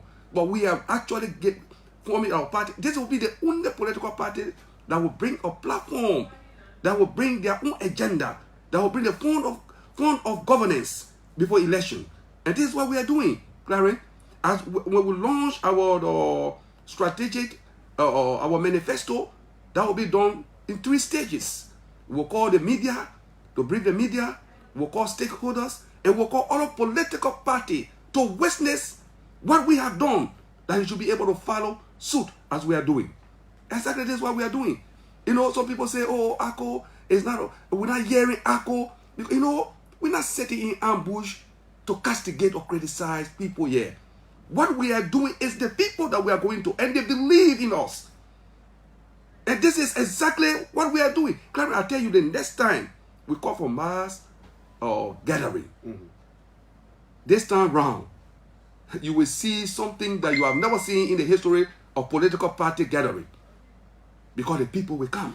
The people believe in what we are telling them, and they also believe in the leadership of this party. And they also believe that ACO is the mature and responsible political party. So we are doing very well, as far as we are concerned. So you've embarked on what you say, a massive recruitment process. Clarence, you say were looking at your phone when I was talking. You say wait. You say no. I'm not looking at. Sometimes when you're talking, you say the next time people will come up, blah blah blah. Now you say people think you just supposed to be talking, criticizing. How will people know what you want to do for the country if you're not checkmating the system?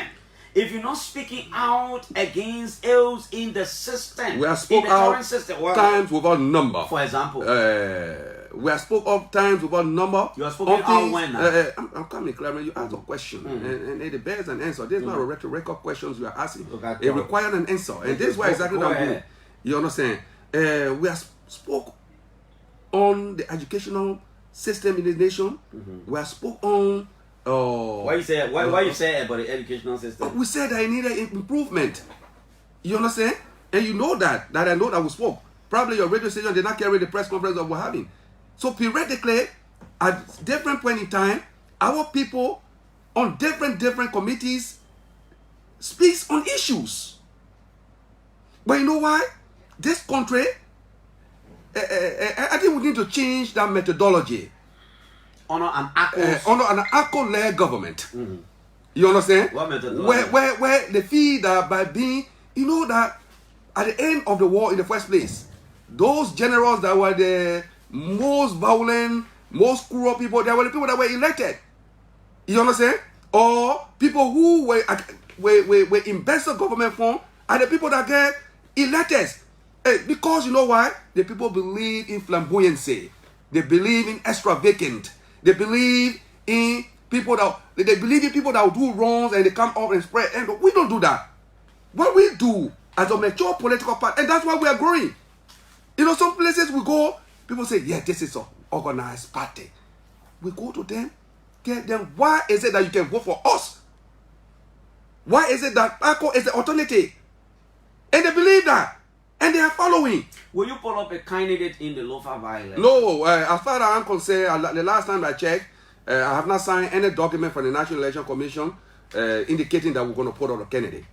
Why don't you put? I get one sitting lawmaker there. Well, we have a sitting lawmaker who have decided to go independent this time round, and so the National Executive Committee have not met to discuss the fate.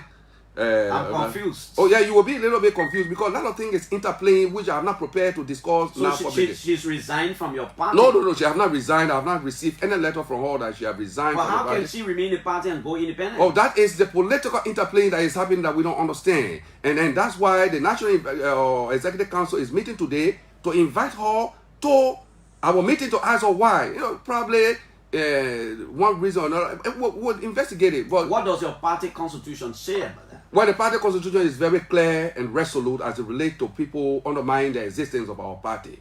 Well, if it calls, if the reason that she gave to us is germane and that we can listen to it, then it means that we can consider her. But if there's a reason against your party's constitution, against our party, no, sometimes you can give reason for XYZ and no, but the law is the law. So, and we were going to go by the law.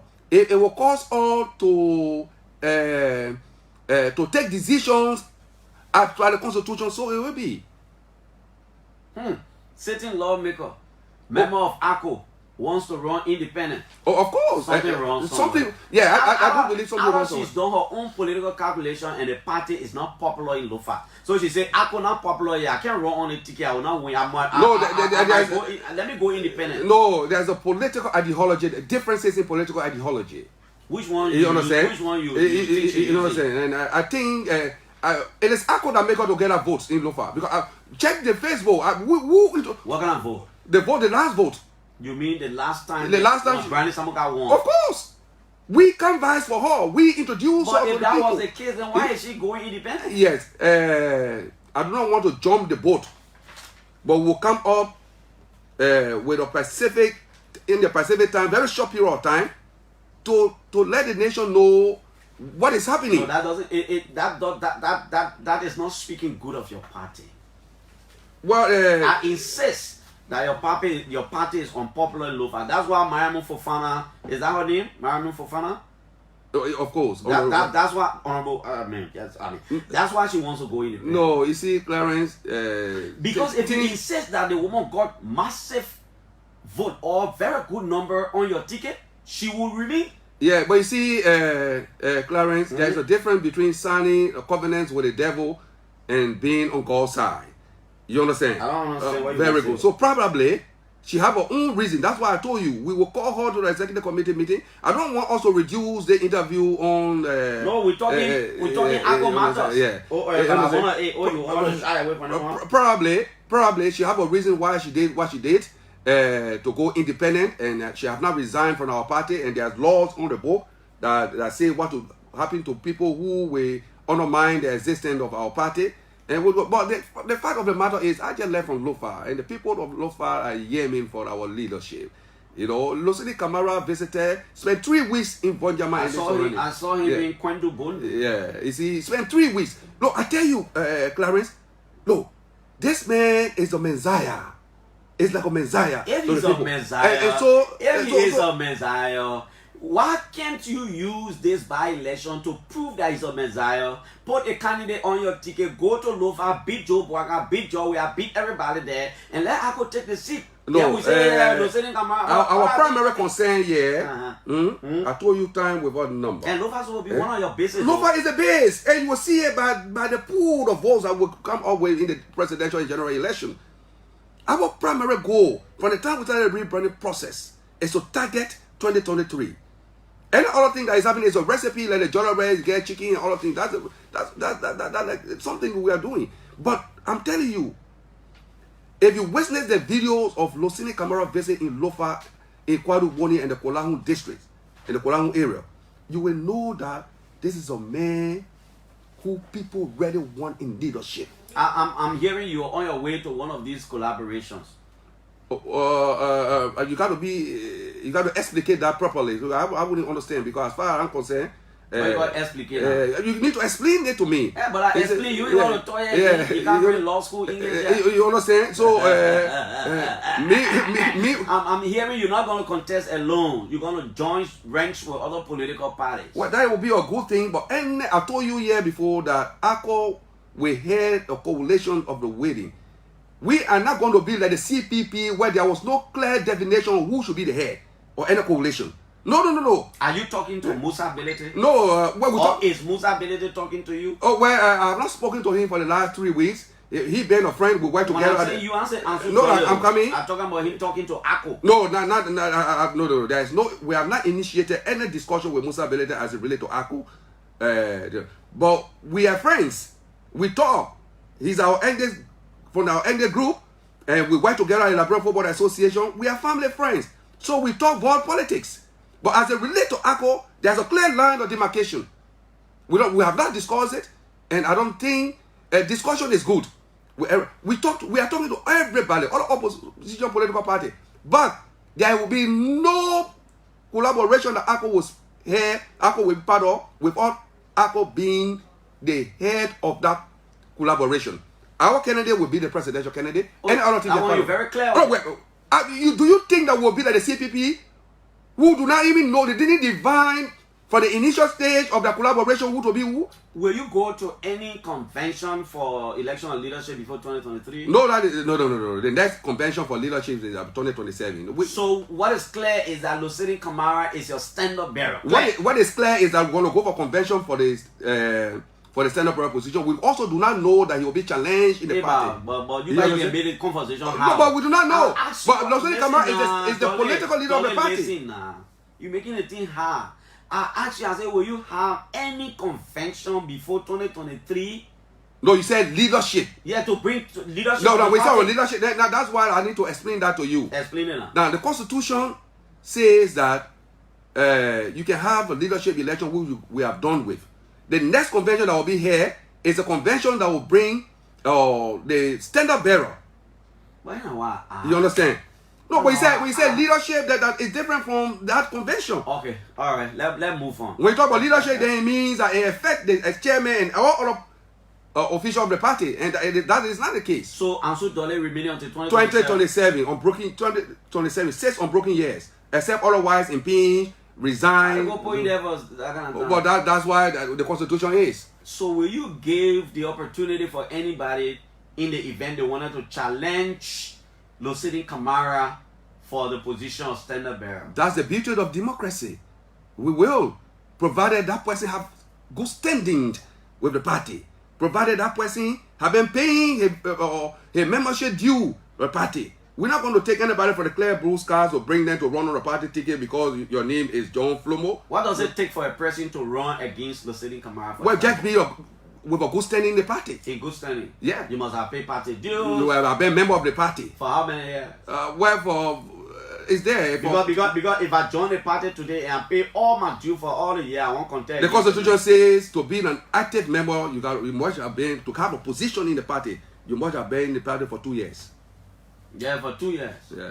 So you can just come today and join. We don't know your intention. Somebody will challenge that man. You go on a post. Oh, maybe you can come and join the party and in the next 2 years. You can I don't want to join any political party in Liberia. I'm too radical. I don't want to join any party. You can't tell me you don't have political interest. I'm your friend. I can vote. I can vote. You can vote for my candidate. I already saw the candidate to you. Now I can see you smiling. I say I'm too radical. I don't want to be in any party. Yo, dismiss me. Yeah, yo, dismiss me. So this is where we are, and Clarence, and the party is really moving and quietly. So you say clear cut. Anybody wants to talk to you, you're willing, but you cannot compromise our first seat. Lucini Kamara is the president. Look, what's the vision of Lucini Kamara for Liberia's leadership? Lucini believe in economic liberalization. Lucini want to see, as it relates to economics, as it relates to the market, as it relates to education, Lucini want to see a perfect educational system. Lucini want to see foreign direct investment more vibrant. You understand? Remember, this is a man who was a finance minister in a transitional government that brought everybody to equilibrium. That all functions were certified, ministries, agencies were paid on time, and no noise. Don't you think that person will be able to bring this country? Look, some time ago, a group of people from Grand Bassa and Riverside came to me to see me. And something that they said that continue to keep. They said to me, and I quote, "We have been long time throwing the net on the other side. We want to throw it on the other side now to see what is in the water now." And so the other side, they were referring to what? I don't know what they meant, but I think that they want to try an ACO leadership now. So what is happening now is that our dragnet is continuing to capture people of Grand Bassa County. I tell you, Clarence, the people of compound number 1, 2, 3, they continue to pour into our offices. And because the fee, if you look at ACO, the formation of the All Liberian Coalition Party, basically, the people of Grand Bassa have always been in the leadership of the party. So they feel obligated in supporting this noble political institution. Let's see what that translates into voting 2023. What does Lucini Kamara think about the establishment of a war crime school in the country as president of the country? Well, we and the manifestos and the programs have clearly captured that. You know, we're going to encourage the system of the war and economic crime. What I understood it to mean is that in the first place, you got to have the underlying factors of why there was a war in the first place. You know, in the first place, the war came from marginalization of certain sectors of the people, lack of opportunity for certain group of people, the extermination and dehumanizations of certain group of people. So you got to establish that, and then you will come to know at the end of your investigation that the war and economic crime code will be established under our own team. I'm not getting you. No, you will not get it because it's complicated. What does? But you shouldn't be making it complicated. But you should be able to understand. You came here to communicate with. So I'm telling you that we support. What does he think about the establishment? He thinks that the economic and war crime code should be established on a different formula. I think that explains itself. On a different formula. Yeah. And that formula will be communicated to you soon. In our manifesto. Nothing explains itself. No, I'm not understanding. You're not clear. You said what you think. Also, you want me to say Lucini Kamara will take people, create a code will start arresting people here, there, and yonder? No. I will not be quoted tomorrow on that. I'm telling you the code will be established based on certain factors, based on prevailing circumstances, based on the match. First of all, the TRC, there is a problem with the TRC report. Because the TRC report, they are all in chaos. Some commissioners signing, some not signing, some accusing people, some here, there, yonder. So first of all, we have to bring them to stability. We have to review that war. Look, this government that will be coming in 2023 will be one of the most viable and transparent governments. Is your political leader accessible? Have you tried him before he didn't respond to you? More than 3 text messages. No, maybe the text message did not go to the right number. So but then the number you... But then the number you gave me... No, the number I gave you, maybe when you're taking the number, you missed one number. Yeah. But because the political leader is accessible to everybody. But are you giving that number? No, but maybe you missed a number, Clarence. I will give you the right one now. Now, let me talk about something. I'm hearing that there is a disagreement between the All Liberian Coalition Party and Mr. Musa Bilete. Somebody tell me that because Bilete is asking Lucini Camara, to allow him to come as political leader and eventually lead the ticket, and then Lucini Camara becomes. That's why. If you saw me, if you heard me asking you whether you were in conversation with Bilete, that was a strategic question. Do you know about that? Whether he's engaged Camara and they're talking some talk. Bilete, I'm hearing wants to hear the ticket. The nomenclature, the All Liberian Coalition Party, nomenclature and the name, the Labour Party, are they the same? Are they the same? I can tell you with some degree of actuality and certainty that the All Liberian Coalition Party will have Lucini Camara as a presidential candidate. Clear cut. We are clear about that. I am the chairman of the Noble Party, for God's sake. There is an executive committee. You think we creating this party to have Labour Party to head us? Do you think that? That is only the question. I'm also not saying that we will not collaborate with other people provided they follow us. Provided Lucini is a head or an Akopian is a head, everybody can follow all we can go. We're not going to be the CPP that will be disintegrated, a fragment where they didn't even know. If I were Joseph Boakai, I wouldn't have joined that coalition. I had the highest number. You are insisted that I am the head of this coalition. But you sat there and say it's open to everybody when you had the gavel in your hand. We're not going to do that. Let me tell you something, Clarence. You think why they are coming to ACO? Because we have the people. We have the population. And so they want to live by our glory to execute their political agenda. And so that agenda will be executed by an ACO leader. If you want to be with us, be with us. The coalition of the wailing will be headed by ACO. Is there anything ACO is currently concerned about at the moment? What are security of the country and blah, blah, blah? We are concerned about the extrajudicial killing.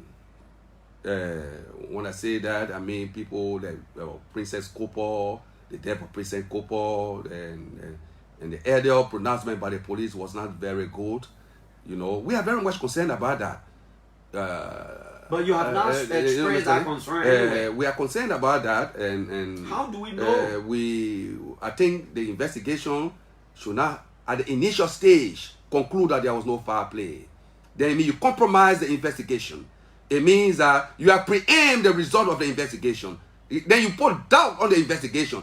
Whatsoever outcome you bring now will be doubtful.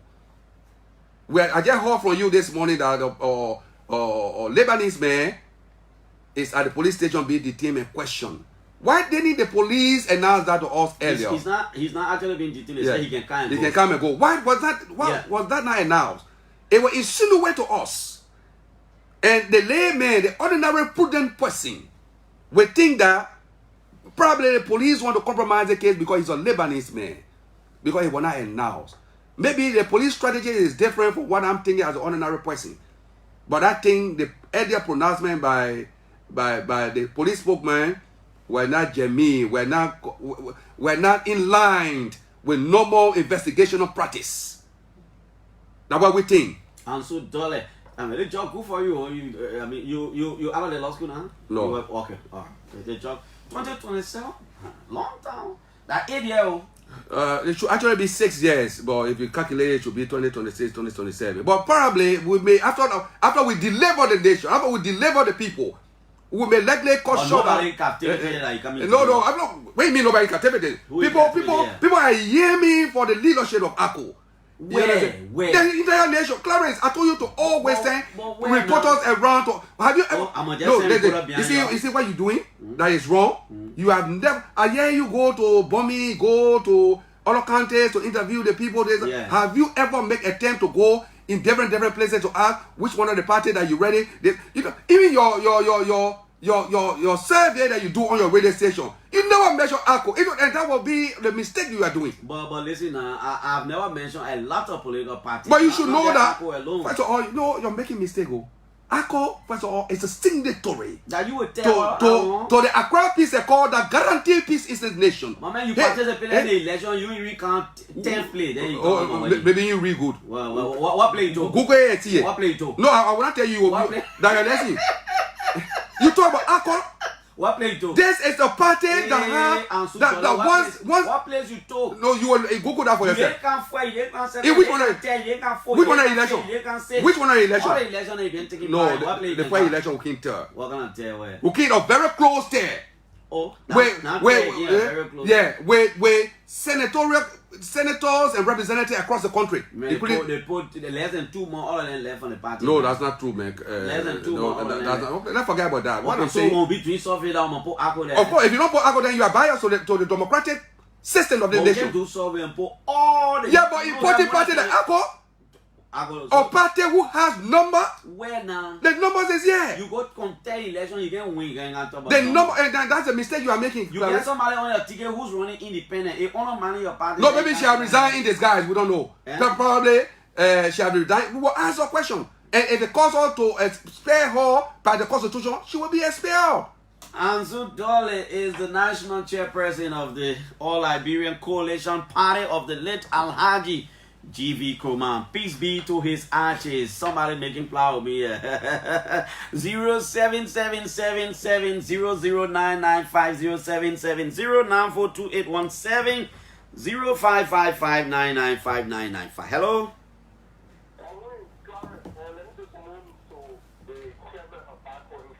Good morning. Sorry, let's hear you.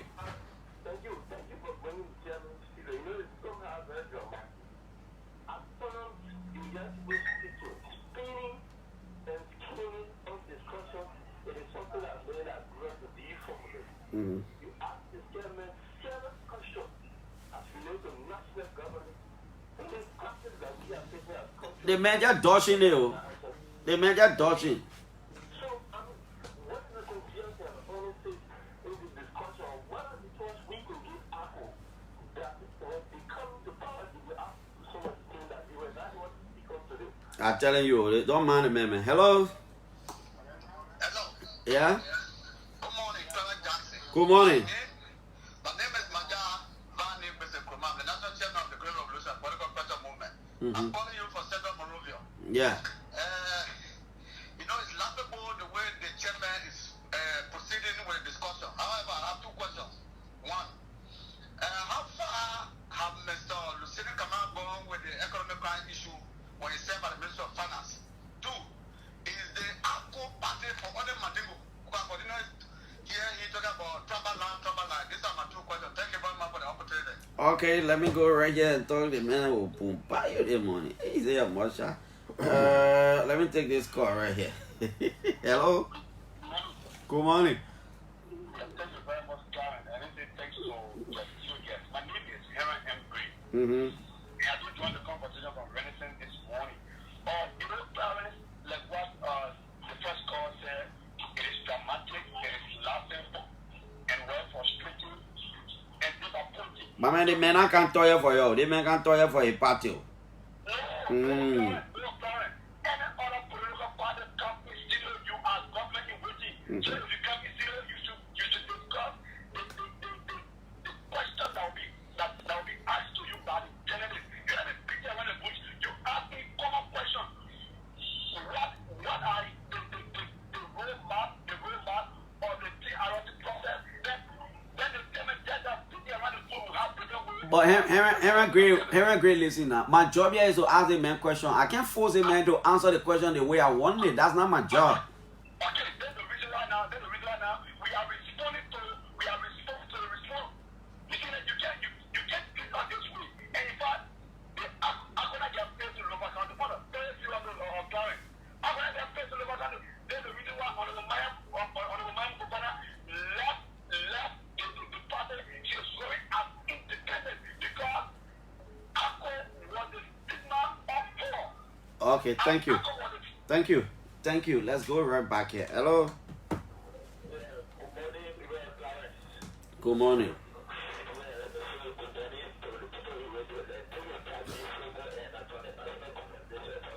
Jack, what are you doing? You running or what? Go ahead. Yeah.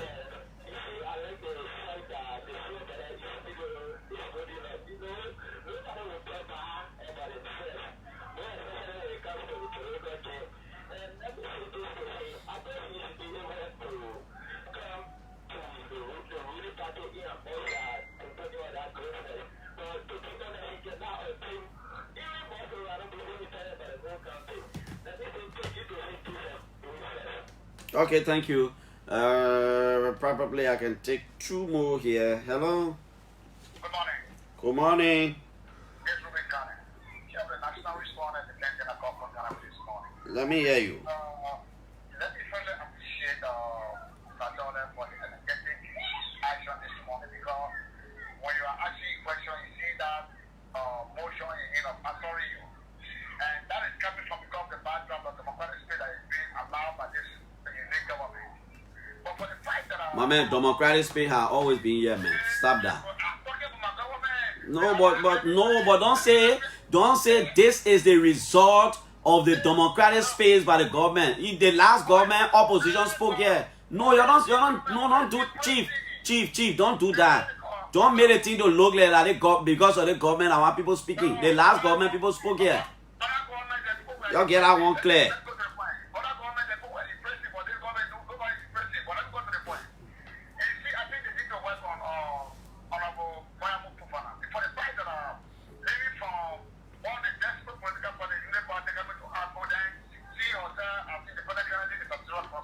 Okay, it's a serious concern. I will leave you there, Robin. Let me take my last caller right here. Let me take the man. He one living in 40 acre land. Hello.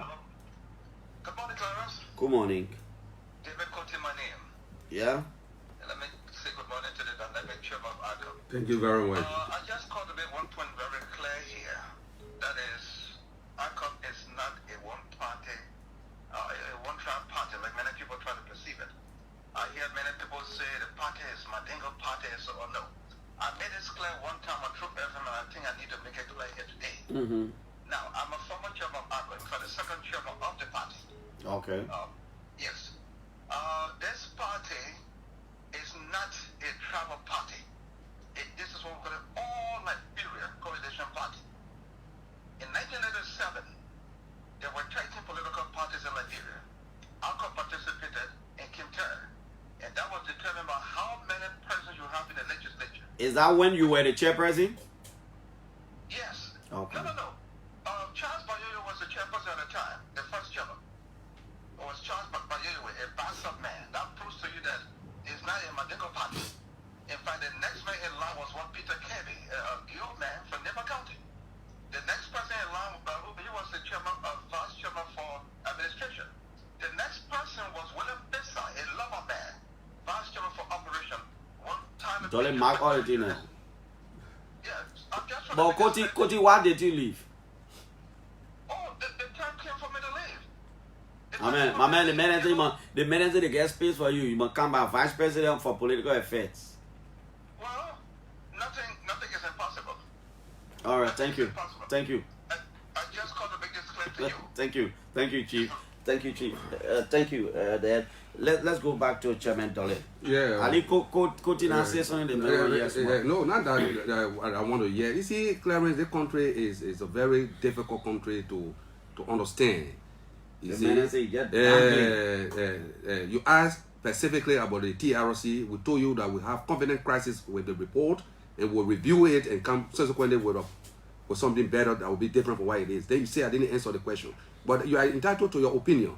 But one thing I want to say, Clarence, is that this party, somebody also said, I did not mention during the interview about tribal things here. So you see, their mind is telling them, my name is Ansu Dolly, so it becomes trouble. You understand? But the chairman emeritus, I already told you how the party is. On the matter of fact, from the creation, from the first date of creation of this party, I'm the only and first Muslim chairman of this party. So isn't that democratic? So I should deny myself as qualified as I am not to run for the chairman position because my name is Ansu Dolly, I'm a Mandingo and a Muslim? Am I not qualified to propagate the agenda of this party? No, we're not going to go that way. The next chairman will be a Loma crew. But the party is set structure, tells you what it is. The national vice chairman for administration is Wure Kofa.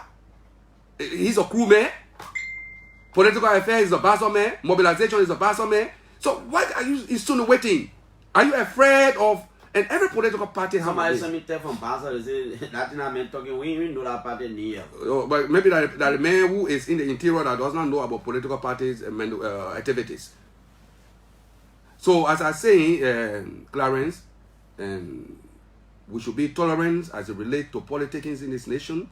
This party is growing every day. We are moving forward with it, and we have not engaged ourselves in any collaboration with any other political party as being insinuated in the public. This party, if there is any coalition, will be headed by the Honorable Lucini F. Kamara Sr. as a presidential candidate. Everybody will follow that. So we are clear about that. And somebody who will sit in their corner to say that they can micromanage our party because of one reason or the other, that should leave their minds because we're not going to do it. Meanwhile, we are also open to discuss with any political institution about collaboration, provided you go our lines. ACO's National Chairperson Ansu Dolly was our guest on the show this morning. Thanks to all of you, man. Our next guest will come from district number 9 in Nima County. Representative Johnson Gweklo will be here as our guest in split seconds. When he comes, we will take it. But let's take this one from Nimba. Our people in Ghana.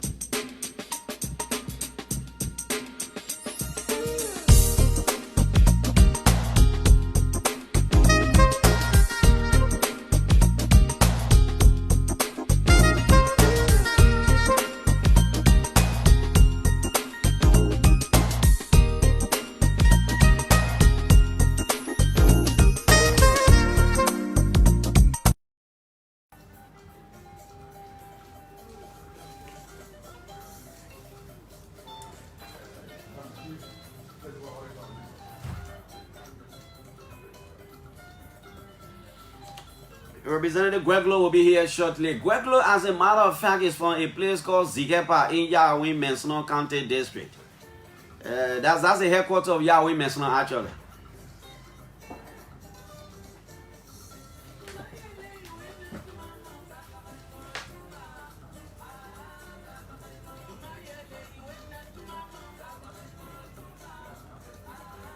And Zikepa is where the peasants are from.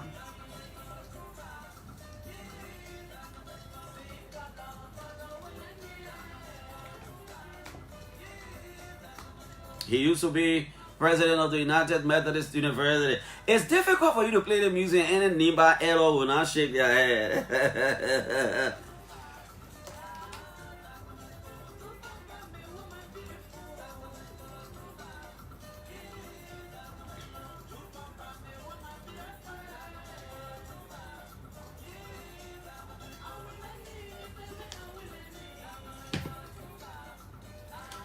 Okay, that was just a gist of it. We gotta take it time to venture into our discussion this morning with Representative Johnson Gweklo of District Number 9. District Number 9? Yes, District Number 9, Nima County, former president of the United Methodist University. He chairs the Horses Committee on rules all and the administration. Representative Gonglo, not Gonglo, but look at me. And Liz Kepa adventuring way into to glaze up, you know. Representative Gonglo, good morning. Good morning, Clarence, and good morning to our listening audience. I asked Larry Nyonko the same question before. What is it about this song? Every time you play this song, even if you were in your car or somewhere, you know, a Nima present above the age of 40, 45, I mean, it's difficult for them not to shake us more. Yes, it resonates with us within that age range because that's when it came out, and the message is strong. It has a tendency just to bring us together, you know, to remind us of the good days and to look forward, you know, just to guarding our people properly. So it whenever you hear it, you just tap your. And the good thing is that Nyan Dubai is still right there in Ganta. Yes. He's still strong, young. Wow. He's taking care of himself and is, you know, doing very well. Yeah. How's the district? The district is good. It's good. You know, we've started the engagement again during the break. You know, we were in Mesona, specifically Bingland the other day. Prior to that, we were in Bidoru. Visited Bidoru, and then we'll be visiting Do shortly, and then Blinlong and Zela. Okay. But it's good so far. You go to those places to do what? Just to engage the citizens and get their views on what is obtaining in their area and how they like us to position ourselves to get ourselves involved in attending to their needs. We also go there to update them on what we've been doing at the Capitol building, because we work at two places, you know, in the district and at the Capitol building as well. Then we also follow up on projects, you know, projects that we are doing with them, you know, just to again collaborate and see how we can partner. You know, they provide the manpower, local materials, and we provide the financial support and encouragement, you know, for us to get those projects done. So it can be a rewarding experience, rewarding experience between us and them, and for the benefit of the district. Okay, before we move forward, and I see that the guys from NIMBA are doing so well, you know, the likes of Save Mensa and the rest of the guys. Every time NIMBA lawmakers are here, I see the kind of united coordination for a lot of your people to hear what you say. So this show is being relayed on Radio Sandway in Sanikole, Nima County. Radio, that's Camo Voice of Peace. Where is this one? Zikepa? Radio Can. Radio Can. Okay, this is in Campley. Radio Lawe in Tapeta. Radio Nimba is in Sanikole. Radio Zikepa in Zikepa, Yahweh Mesonon County District. And I know my people in Zikepa are listening this morning. Now, in the midst of these visits that you make to the different towns and villages in your district, what is coming out as the priority projects of the people? The priority project is road. For electoral district number 9 is road rehabilitation. We are blessed to the extent that part of the district, particularly in Do, the national road, the road that leads from Ganta to Tapeta, goes through part of electoral district number 9. That's from Gray to Harris Farm. That national road is there. But as we all know, during the rainy season, that national road becomes a challenge. You know, to cross over can be very difficult. Not much more about the interior part, quote unquote, the interior part, which the road leads from Bankwe, you know, from District 7, and enters into mainland District 9 and goes through Zikepa to Tapeta. You know, that's also a challenge. That's the highway, if you will, for electoral district number 9.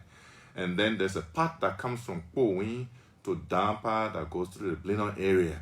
You know, that is challenging as well. Then you get into the Bidoru, you know, from Kwending and go on to Glanstown and further to Dobotown, the capital of the administrative district. And so, the headquarters. So, road rehabilitation is a primary concern for them. And we are meeting that challenge in a couple of ways. The first thing we did when we took over was to collaborate with Honorable Glikia from District 6 to advocate for that road that comes from Gbankwe to to Zigepa to Tapeta. It was accepted by the ministry. It is under rehabilitation right now. The progress is very slow.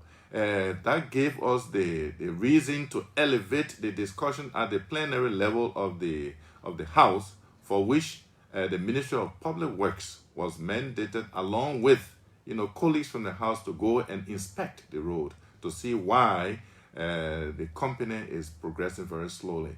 But we came from there, and the Public Works Ministry is doing its own report and assessment to make a final determination. So we are pleased that for the first time, Minister of Public Works went and saw that road, and her comments were very positive, that indeed we have come to see how we can upgrade your road for the citizens here. And that is very, very commendable. I thought you as a county, have for yourself some pieces of road grading equipment that you could do your own road work in the event Public Works is concentrating somewhere else. Yes, we do. And some of that intervention is going on at a minimum level right now, but it's going on. And that has to do with the entire county project management committee operations. We can get into that discussion. But yes, in 2018, 2020, we had a county sitting. We'll come there. Don't Yes. worry. We'll Okay. come right there. So I see Radio Zigepa name on this list. So it means that the radio is fully functional now? Yes, the radio is fully functional. We'd like to report that it was upgraded. There was a radio station there before we took over, but it was not functional. I mean, it stopped totally. I mean, but we had to get some equipment to upgrade it to the extent that has been serving our district very well, and even points beyond. The people of Bon County, people of even District 5 and District 4, and in Ganta, District 1, they all, listen to that radio station, and I'm pleased that Is it your personal is it your personal station? Yes, it is. I call it a project that was funded personally, but we will dedicate it and turn it over to the community. Okay. Yes. You will do that? Yes, we'll do that. We have the incorporators are there. We're putting a board of directors together so that we'll dedicate that project, along with a recording studio. Musical recording studio was also built by us in Zigepa. Why a recording studio? To give the opportunity for the young people who are into music, these Liberian music, these dialects music, these these children who sing these songs. Sometimes they have to go to Seklepie, they have to go to Tapeta, they have to even come to Banga and Monrovia. And I said no. If we have our own talents in District Number 9, we should grow it in District Number 9. That's why we established that radio. That it's a recording district studio. project too. You turn it over to the people. Yes, we'll turn it over to the people. There are 3 projects that we are scheduling now to turn over: the radio station, and the radio station is incorporated and everything else. The recording studio and the district legislative office. We will be shortly dedicating them, and we'll turn them over to the community. Many times the politicians can say that when they're not in power, the legislative office can become personal. No. Your own, how you doing it? You turn everything over to the people? Absolutely. Yes, we turn everything to the people.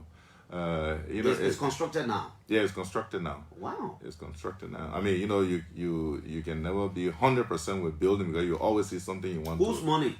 My money, personal money. Yeah, all of these things have been done out of personal resources.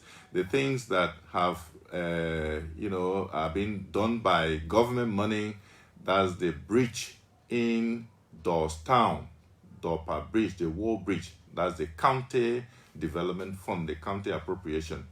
The rehabilitation of the road that we talked about earlier, that's public works, so that's national government money. The mini bridges, one is in Yonkiaye, that's also county development, money. The the mini bridge that is in Zuotuo, that's also government money. But otherwise, everything else has been a personal initiative. The last time I spoke to you here, and as an educator yourself, we're talking about education, you were talking about working with the Ministry of Education to do some work there at the school in Zigepa because of performance issue. You thought you saw it differently. How is it now? Yeah, we're making significant improvement, and I'd like to just report here that we advocated and talked to the Minister of Education to include Zikepa on his national tour, and he did that. He went to Zikepa personally and met with the citizens, met with the school authorities, and identified the issues that are there and promised, to work on them.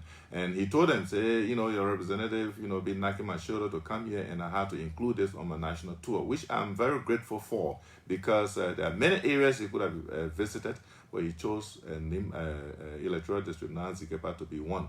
We have a new district education officer who, again, in his zeal and anxiety and, just wanting to reach out, has been going to almost all the schools, and visited all the schools and giving us report. That is the very important thing. Giving us report, statistics, who is where the teachers are, where the teachers are not, and so forth. And so we are pleased about that, the progress. And the minister noted that they are doing some projects, at the various institutions and so forth, the schools in the different education districts. He says Zikepa, and I'm pleasantly surprised about that, happy about that. Zikepa is one of those schools that gave them a report on, because I think they allocated like 25,000 in some instances. So Zikepa was the one that gave the report on how they use that money and show physical improvement in their structures and so forth. So I say, well, we like to guide our people properly, and I'm happy that you made that observation. Is there any big health facility in your district? Where is it located? We have the Zikepa Health Center. It is the one that feeds the different health catchment areas in the district. Next to that is mainland. There's a health facility in mainland, but they all feed from Zikepa. Then you come to Do. When you come to Do, there's a health facility in Zule, and there's also one in Gray.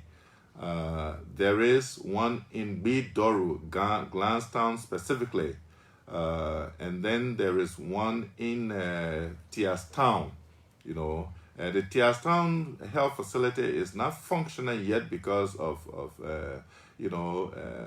staffing issues. Some company built the structure for them, and so we've been talking to the county health team to see how they can go and provide staffing for that. We also have a health facility in Kwending, in Zanzei.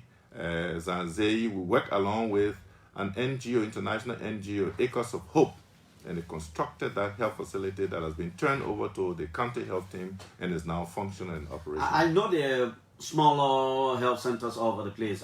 Clinics and stuff like those. I'm thinking, are there plans to probably upgrade one of them? Probably the one in Zikepa, and I say Zikepa because it is the headquarters of the whole Yahweh Mesnon area, except that is an electoral district, so other area matters. Upgrade one or two so that they look like referrals. Yes, and that's a good point, Clarence. We've been talking to the administrators, and the health authorities to see how that can be upgraded. They call a health center, but no, it ain't reached that level of a quote-unquote health center yet. There are still some shortcomings.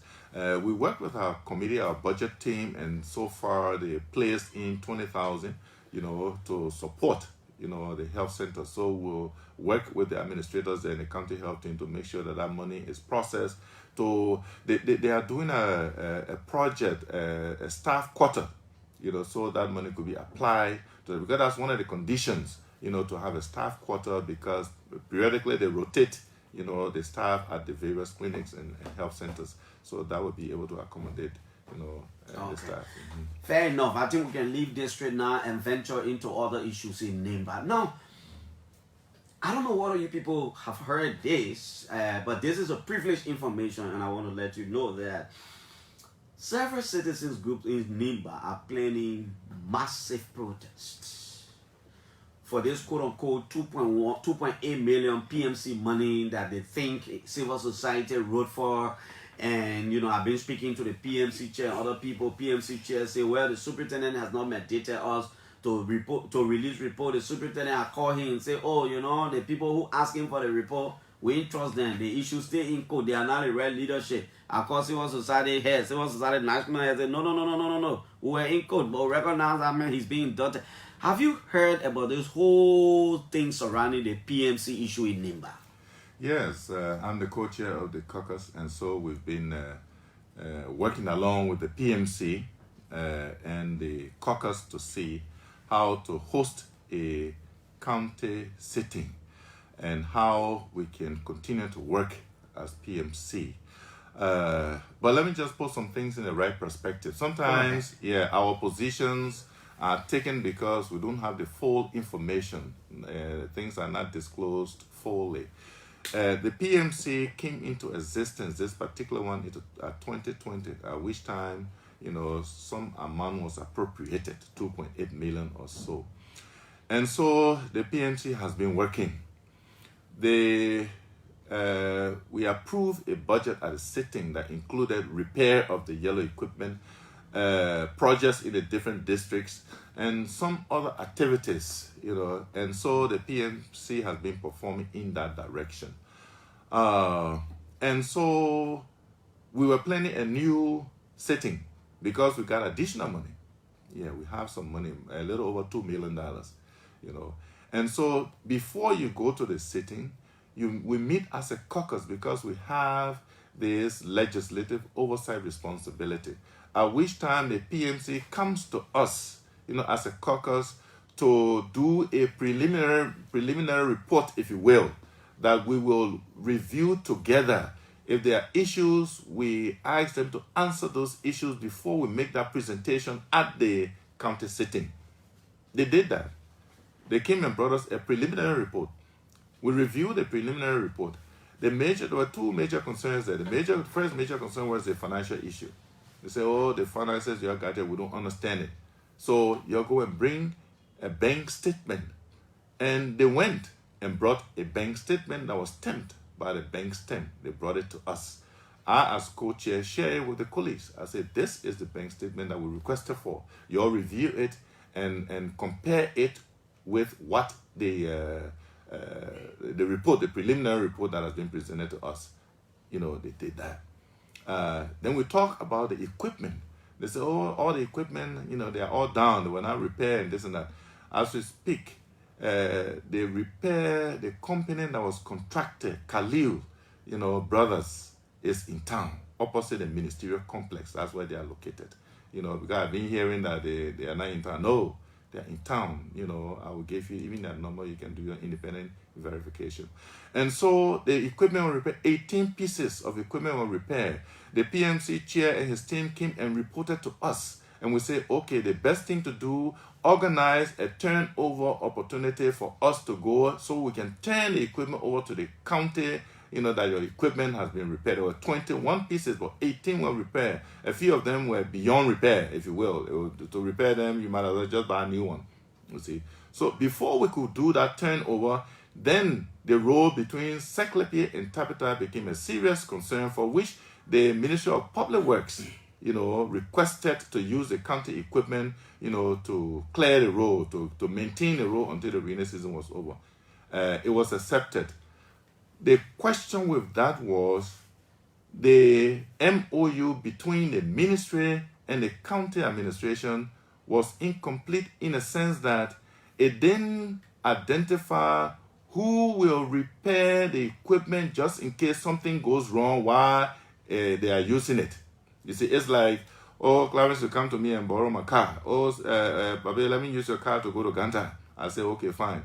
But we didn't talk about when you go on a tire bus, who will fix it? You know, those kinds of things. It's not in a contract. So, and we raised that, you know, with the team and say, well, that's where you err, you know. So, and in the process, some of the equipment got affected. Yeah, and so I know of one or two, you know, that are in disrepair, and we're trying to figure out how to, you know, repair that, because the team has been approaching the ministry, and the ministry has said, yes, we'll go ahead and fix that, but, you know, they have not come through to fix it yet.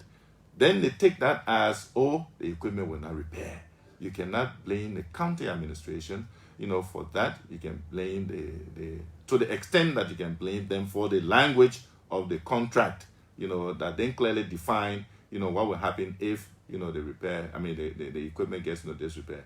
So besides that, then there are other equipment that are being used that I can attest to, they are being used. So the talk has been going on. So, but unfortunately, then the preliminary report got into the public domain, you see, and people started now using that, and saying, oh, we need to have an audit. And we say, well, we all agree to an audit because we approve some amount to pay the auditor, the GSA, whenever they come to do the audit. So, but we have to go to a county sitting first. Let the colleagues, let the PMC people present a report to the county sitting officially. At the end of the discussion, then we can pass that and mandate the county authorities to invite the auditors to come in and audit. That's the procedure, And so, but everybody been saying, they have squandered 2.8. Now, we don't have a report yet to say whether they have squandered. So until a GSC report can come and say the people have squandered 2.8 is simply an allegation. An allegation. Yes. Was it a good economic decision to pump $500,000 into repairing yellow machines that will break down a few days later? I asked because Senator Jeremiah Cone was clear here when he said, Clarence, I don't want to pretend. Most of the county equipment is just not working. The people repair, and by the time we started trying it started breaking down again. So he said we insist that the company should come back and answer to all. You spent almost $500,000 for God's sake. Yes, that is true. That is true. And mind you, the county equipment sat for a long time. I think for 3 or 4 years. They were in total disrepair. The company said it would have done it. The company saw those conditions. Yes. That's why it charged $500,000. Yes. It should have done it. Well. That is true. There's no question about it. You see, and so, but the thing is, we can't be talking, in cells. We should be talking together as a caucus. So if the decision is get the repair people to come to us and explain to us, let it be. You see?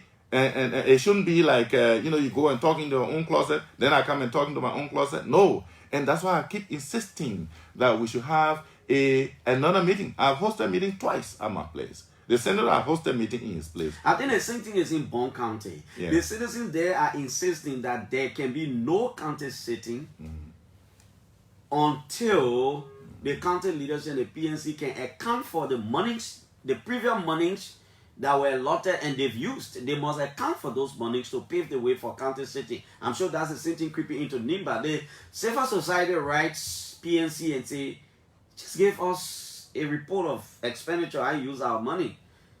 PNC say, no, we can't get anything until the superintendent tells us to do it. Go to the superintendent say, no, but we ain't giving anything. The people here, we ain't recognize them. I thought those things supposed to be public document, Representative Gueglo. True, they are public document. There's no question about that. They have how do you call it, Information Act, that they can use to get the information that they want. But to say come and account, for monies that we gave you, no, you report, to the county. They say they want to do social audit. For example, yes, okay, when you get a report in your hand, right? Yeah. And they say we built one toilet in Zikepa. Yes. So we drive to Zikepa. Yes. And go there and see the toilet, ask the citizen who built the toilet. Yes. That's the kind of thing they want to do. Yes. Which is fine. Because when they wrote the county administration, they copy us as a. Oh, they did. Yeah, they copy us, and so we just took that as information. For you. Yeah, we took that information, and when the county was not cooperating, Alex called me, and I said, "Well, Alex, you just copy us on what was obtained. If there's a problem, then you need to write us back and say, oh." Caucus, we wrote the people and they're not cooperating. So he said that. I said, okay. I called the county administration. I said, what is going on? You're not cooperating with the people. And they said, well, they're in court. Then I asked, I said, are you all in court? Then they said, yes. I said, what was the court decision? The court decision nullified the election You know, it's posted, the court decision is posted everywhere. You know, notify the election. I said, okay, that being the case, then did they say go back to status quo? Then that means the previous administration or leadership can do what you want to do. You know, you don't have to insist that it has to be you. Since the court does not recognize you as the leader because they notified that election, that means the old administration is still carrying on until at the time that you're going to have a new election. So let the old people make the request. Whether they have done that, I don't know. I'm not sure the court notified the that result, because the National Civil Society chairperson said yes, they have some issues, but that the national leadership recognizes Alex, and Alex was inducted. But the other thing, I even talked to Superintendent Nelson Kokoe, and you know, I was shocked when he didn't know that an individual can request any document. One, it doesn't bother on the national security of the state. But from all indication, I think they got some issue with people trying to get the document out. I'm sure they got some issue. So where are you people on this matter? Talk to your people, because I'm telling you what I know and what I'm hearing. There are protests on the way in Nimba. And yes, what we are, because we've been having discussion. I've spoken to almost all, except for Oluyokwe, who is not in country, on this matter. I said, well, in my mind, we should have a county city. No question about it. We should have an audit. No question about it. We should institute, call for an audit. No question, because we have money to pay for that, and so it is in that light that at the several meetings we identify a date for the county sitting. And we instructed the Secretary General to write that letter. Up to now, he has not written the letter. And so, which has prompted other discussions, the chairman should instruct the co-chair to write a letter, this and that, and all of that. That can happen because as co-chair, if I write a letter, it can supersede that of the Secretary General. Or if the chairman writes the letter, it can supersede all of us. But we don't want to go that route. We want to go as one team, that we will be discussing the matter as a team. And like I said, not in packets, not in small packets. You go talk your own and go talk my own. No. It doesn't work well that way for the people of the county. And so if there are issues, my own thought process is we have to have a county sitting at which the report will be presented, and then that report, once is questionable, sent forward to the auditing bureau to be audited. But without a report, then what are you going to audit? The social audit that is talked about, if again, my own information and understanding was that this election was nullified by the court.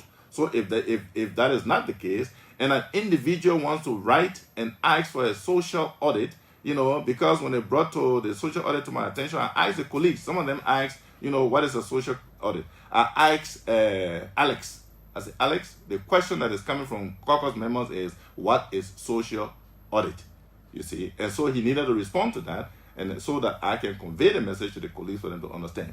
You see, so if social audit is going around to verify, what has been done, just verify. See for yourself.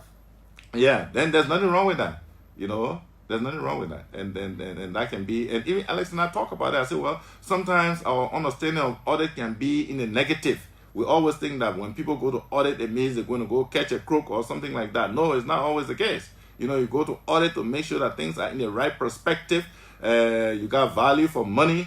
What you say you did is what you reported that you did is seen and verifiable and all of that. You see, so do you know whether, in the first place, let me ask it this way: did the last county sitting, earmark some projects in your district? Yes. Were those projects done? They are on the way. They are not being completed yet, and those are the projects I mentioned, like the wall, bridges. the bridges, the wall bridge. Is under construction right now. Woolen bridges? No, wall.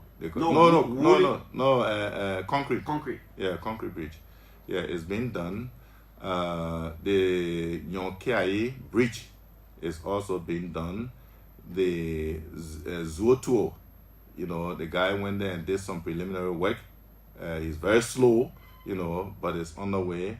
The Gogostan School, the company carries some materials that the other day have done some, preliminary work, so those are all projects that are under construction. They are ongoing.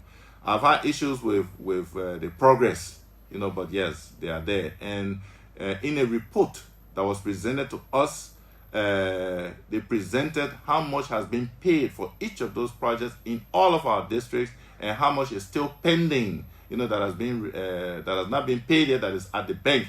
The bank statement reflected that.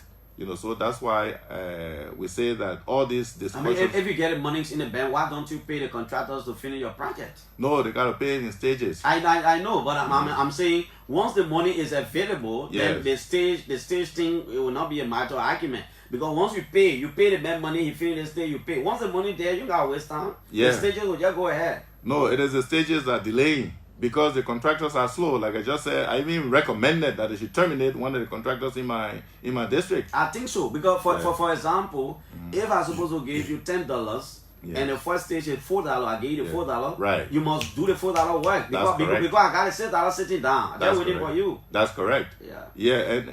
Okay, Representative Johnson Gueglo of Nimba District Number 9, Radio Sandwich is relaying Radio Can, Voice of Peace in Complet is relaying Radio Lawaye, Relay Tapeta, Sanikole, Radio Nimba is relaying, and of course in Yahweh Mesona County District they would say Radio Zikepa is relaying. Representative Gueglo, I want us to end on a political note before we take our phone calls. And I will not stop doing this anytime a Nima lawmaker comes here as my guest. Probably when they're in other counties, we'll talk about that. Let's focus a little bit on the presidency of the... As a matter of fact, you ran on whose ticket? I ran on Victory for Change. Oh, okay. Yeah, Victory for Change. Are you still there? Yes, I'm still there. Okay. Victory for Change. Victory for Change. I'm the first ever lawmaker or any elected official to have been elected on that party's ticket. That question could come for national exam. You've made history. You've made history. Now, yes. In the midst of all, we have Josh Weah, Joe Boaka, and all these people. One of you, and in fact from Yahweh Mesna. Yes. Because I know Glaze Opie is in Yahweh Mesna. Yes. Tiawan Gonglo wants to be president of Liberia. How do you speak to that? And in your analysis, how do you think Nimbayans will vote in the first round that one of them wants to be president? I will, and Clarence, you got to bear with me on this. Go ahead. Yes, I will have an official conference on that. Yes, because consultations are going on now. Even if my party is a small party, I still have to consult with my people. We are in this present administration, and everybody knows I've been favorable and supportive of the George Weah administration because I want to see his programs, become successful because we are part of it. So we have to push him until those programs are successful. The Victory for Change affiliated with the Unity Party, the second round of the elections last time. You see, then a new dimension is in, which is a Nimbayan. And in many third world societies, you have this thing called politics of identity. So with all these things, one has to reflect, and put things in the right perspective. And so just forgive me, and I will do a detailed, you don't want to touch on, not you particularly in your district, but generally, how do you think Nimbayans will vote? Nimbayans have been looking forward to, a candidate from Nimba. In the past, in many instances, they have been supportive of a Nimba candidacy at the presidential level. Cotto was there, Senator Johnson has been there, and so on. So Tiawan coming, there's a strong likelihood that Nimba will be supportive of him, and so that has been the tendency. And I can see that you lawmakers will be between the Caesars, sometimes between your personal assessment, opinion, and or your attachment with a particular political party versus what your people will want you to do in some of the town hall meetings where they will look in your face and say, for example, I know in Yahweh Mesnon you are very highly respected person. As a matter of fact, the Gueglos, as you get are very highly respected people. Well, your elders will look in your face and say, Johnson.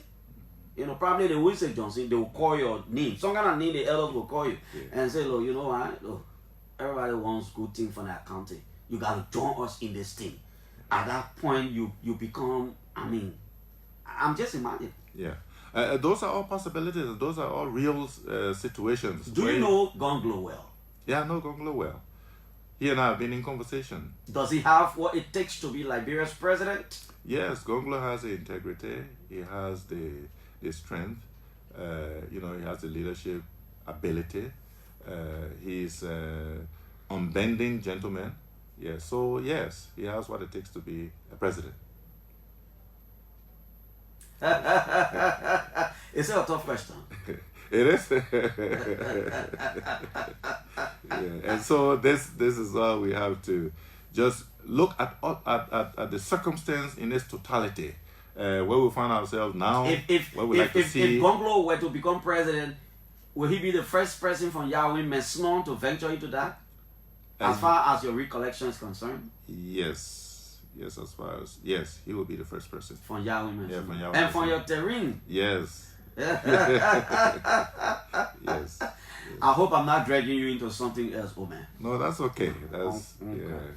All right, we can take some calls now, and then we will open specific lines for Nimbayans, because I know this show is widely listened to across Nimba. So Nimbayans, just listen to the numbers. I'm reading 2 numbers exclusively for Nimba County people. The first one is, and I will take my own time, 0886 458 902. The first Nimba number, 0886 458 902.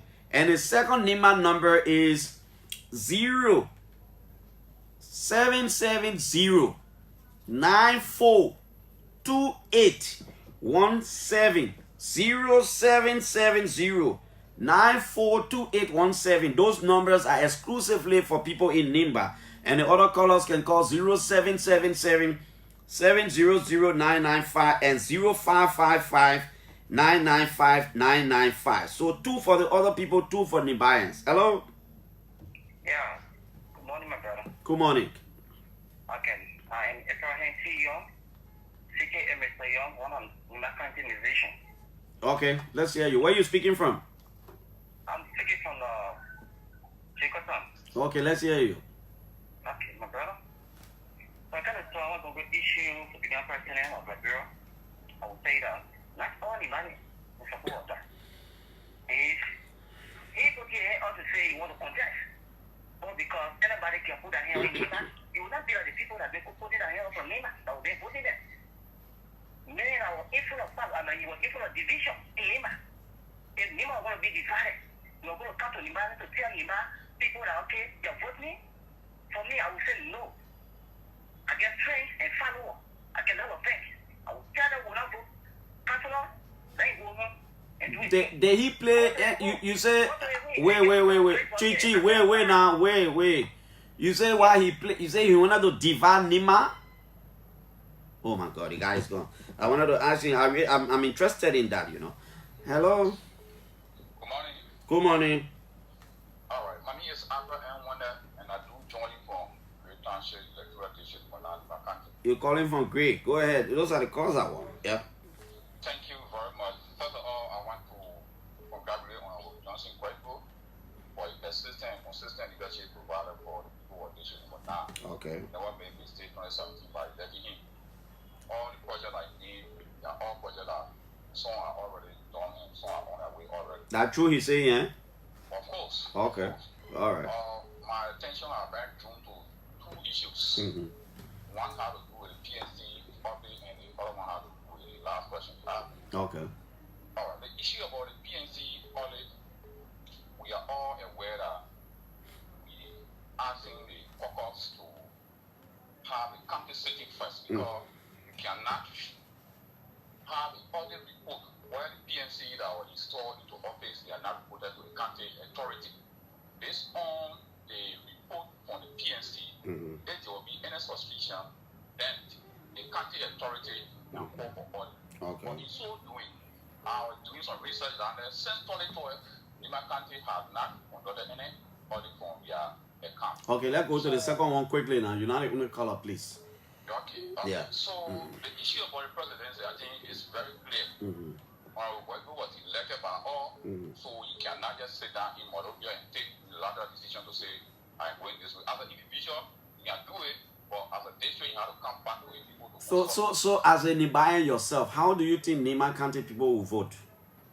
Yeah, Nima County people, we have to do consultation to make sure for us, we are clear. We want to meet the government in one time for president. Thank you. Okay, let me take you here. Hello. Good one. Good morning to the people of Nigeria. Yeah. My name is Sufi Oniri Johnson, and I want to come and come from the headquarters of the Benjamin this morning. Well, Clarence, let me appreciate your guest. And I think, Clarence, we have argued over past 10 years that the legislature is our problem. And the reason why the legislature is our problem, Clarence, during my television news, they switched step on legislature. The guys have signed all lot of bookwork and giving in this country. And I just hope that this current legislature will be able to review most of the agreements signed back in those years, so as to ensure that the people of Nima County, especially when it comes to the argument that you, so that the people of Nima County will have their share. Okay, thank you. Let's go here. Hello. Good morning. Cool. My name is Victor Kwemini, and I call from the Ashwa Street. I want to respond to. Hello. Yeah, go ahead. I want to respond to the caller who called. Are you a Nibayan? Yeah. Okay, that's why, because I open the lamp particularly. Okay, go ahead. Yeah. Okay. I want to respond to the caller who called, who said that Jawogo was part of the people who are calling for divine and Nima, so that you got to do a little research when you come on the radio. It's baseless, it's meaningless, it does not have any iota of truth in it. Let me tell you, there's an article on Perspective. You can go there, Jawogo and Councilor Zed wrote in 2014 about how Nima was established, the leader have been leading people, the chiefs and elders in Nima. The two of them wrote an article. The actual original article is that because some people were calling for the division of Nima. So you can't tell on the public media that you want to listen to them. The far allegation that you have any iota of truth. Okay, no iota of truth. Okay, let's go right here and talk to you. Too many calls. Hello. Hello, Clarence. This is Edmund. Yeah, Ekman Bawi, the Zikepa ball. Go ahead. Well, let me say thanks so much to Representative Wakelow for all that he said this morning. And what is true is those projects that he talked about are things that are visible and are things that when you go, you can see. And we, from the media background, can also attest to that. What my point has to do with the social audit, I think this is something that is necessary for our county. So I would just like to encourage the superintendent to be able to have a way of a balance that we can just give room for this social audit. Because even we too as citizens want to do, and sometimes citizens are on the neck of these representatives for projects because from one country city time to the northern is a fiscal period. There to be corrected. So within that fiscal period, if some money were then allocated to do a project, for instance, the wall bridge that is in Blizo,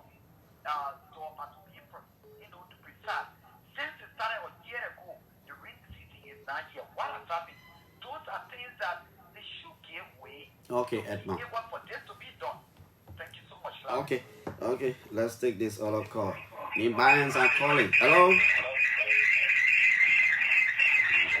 I'm sorry, Chief. We can't take you, please. I'm sorry. Hello? Yeah?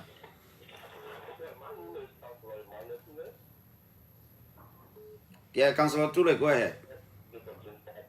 Yeah?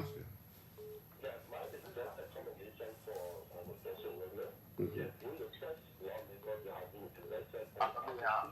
The technologies in both states, the legislature, the national level, the country level, and the district from which you come, they are all doing commendable, and the public has been very commendable on this action. So I just want to say thank you for the revenue. People do well. This will serve as a good example for others who want to join viable political parties that can serve the platform of the party and serve the people well. Okay. Thank you, sir. Let's take you. Hello.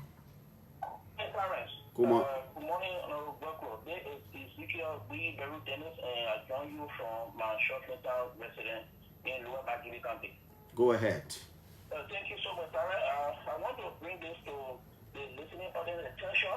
You asked Honorable Buckle what was his purpose for going to B. Beru. A purpose was in twofold. B. Beru, there was a long-existing conflict between one of the companies, the local companies operating in Beru Chido, and the citizens that know representatives who settled 2010. And as we speak, that conflict through the influence and through the leadership ability of Honorable Buckle, that conflict is now 80% settled. And then through the working relationship, through the close working relationship with the president office, the president left from his maternal home 30+ years ago. It was through the leadership ability of Honorable Buckle that the president of the Republic of Liberia, John Manuel Weah Kweku-Bensi, went to Beru specifically in Tobotan when he took order to press through the influence of Honorable Buckle, and his people were able to see him 30+ years ago. Okay. So Honorable Buckle is working brilliantly. The people are working brilliantly with the president office and the rest of the police at the capital city. Thank you so much, and thank you for. Thank you, Chief. Let me go here. Hello. Hello. Hello? Yeah. Hello? You are live. Okay, my name is Everything Yamba, a pastor of Yahoo Person District, starting from town. Mm-hmm. Yes, firstly, I want to appreciate the honorable man in studio, Mr. Bergo. Yes, those senses, we attended to the post as a representative for the district. He's working. It's a testimony to the people.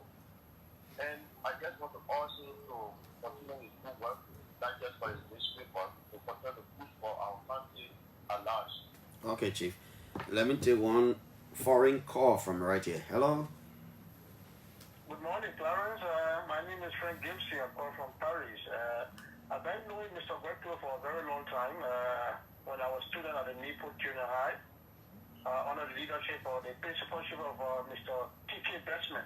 Mr. Buckle is a he's a very honest man. But what I don't hear him saying now, will he use his power to demand the superintendent to be able to allow him to give the documents to those guys to carry on the audit? My last point, Clarence, I understand that President Zelensky of Ukraine wants to talk to the Parliament of Liberia to ask for help. Mr. Buckle, as an honorable man, what help can Liberian Parliament give Ukraine to help fight Russia in this war? Thank you. Thank you. And I'm just hearing that President Zelensky wants to talk to the Liberian Parliament. I'm sincerely just hearing that. Hello. Hello, Paul. Yeah. Very good morning to Buckle in studio. Mm-hmm. That's one of the reasons why we refer to him as a diplomat. He just exhibited that right now. And I followed the show today. My name is Prince Ye. I'm from Nema County, precisely Ghana. And like you said, the issue about almost squandered 2.7 million. And the PMC gave that report. You know, via the council setting, and they're proving that yes, the money squandered that money. Then of course they go through the due process. But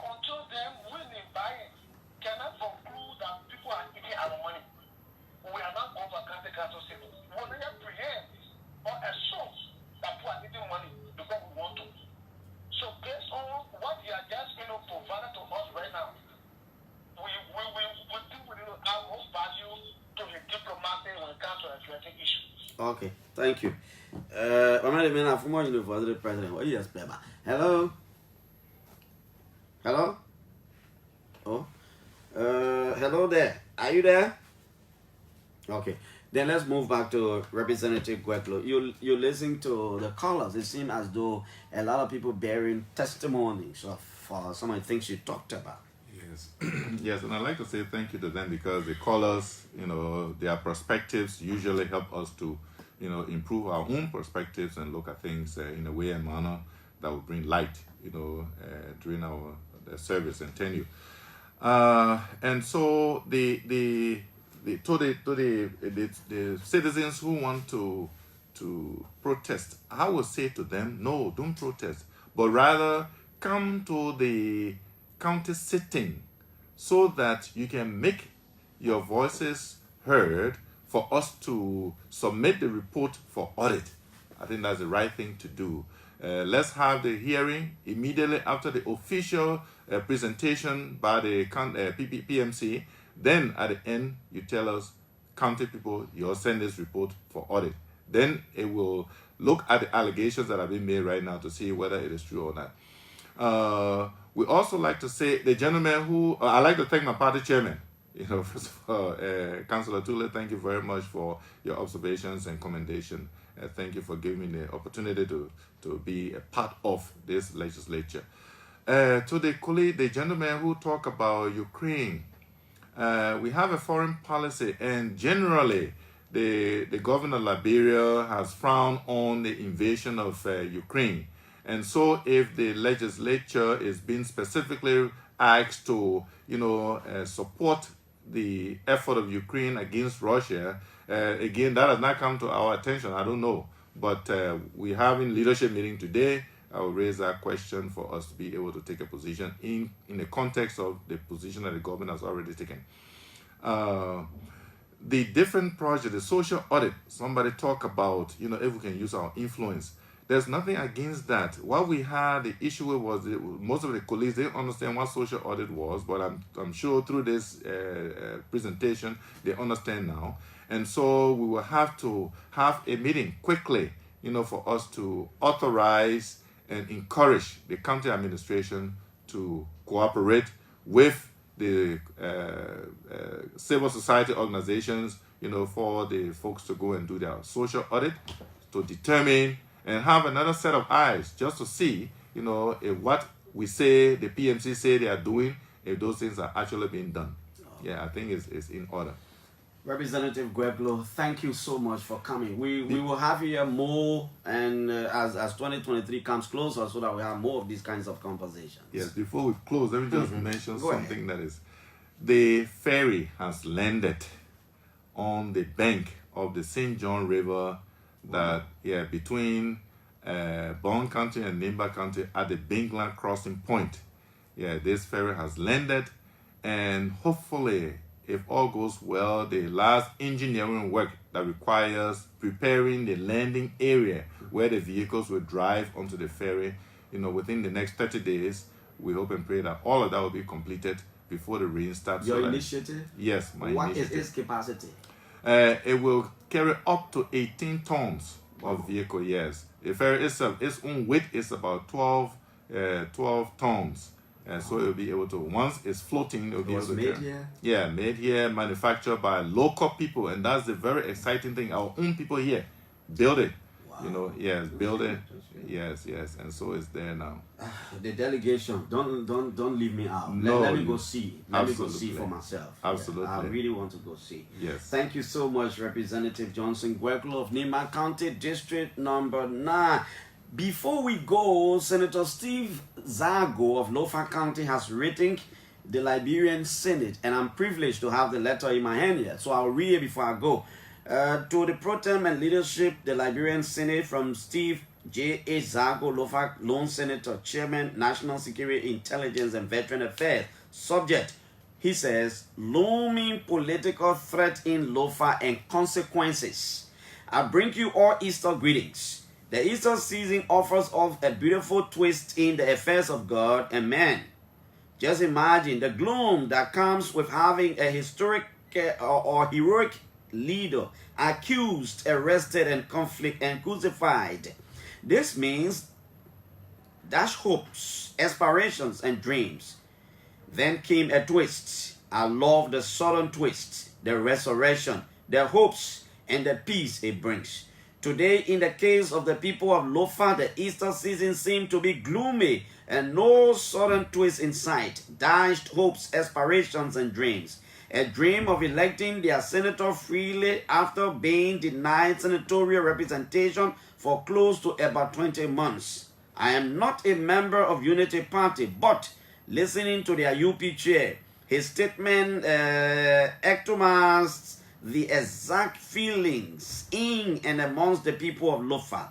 As a lone senator, a member of the Senate leadership, and using this platform, the Senate official organ, to appeal to the, I think he placed it in the Senate chat room, to appeal to the pro tem and leadership of this august body to please ensure justice is served.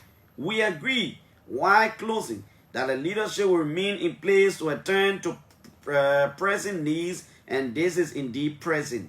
As political actors, we are or should be in the position to follow what is happening with Lofa representation and NEC.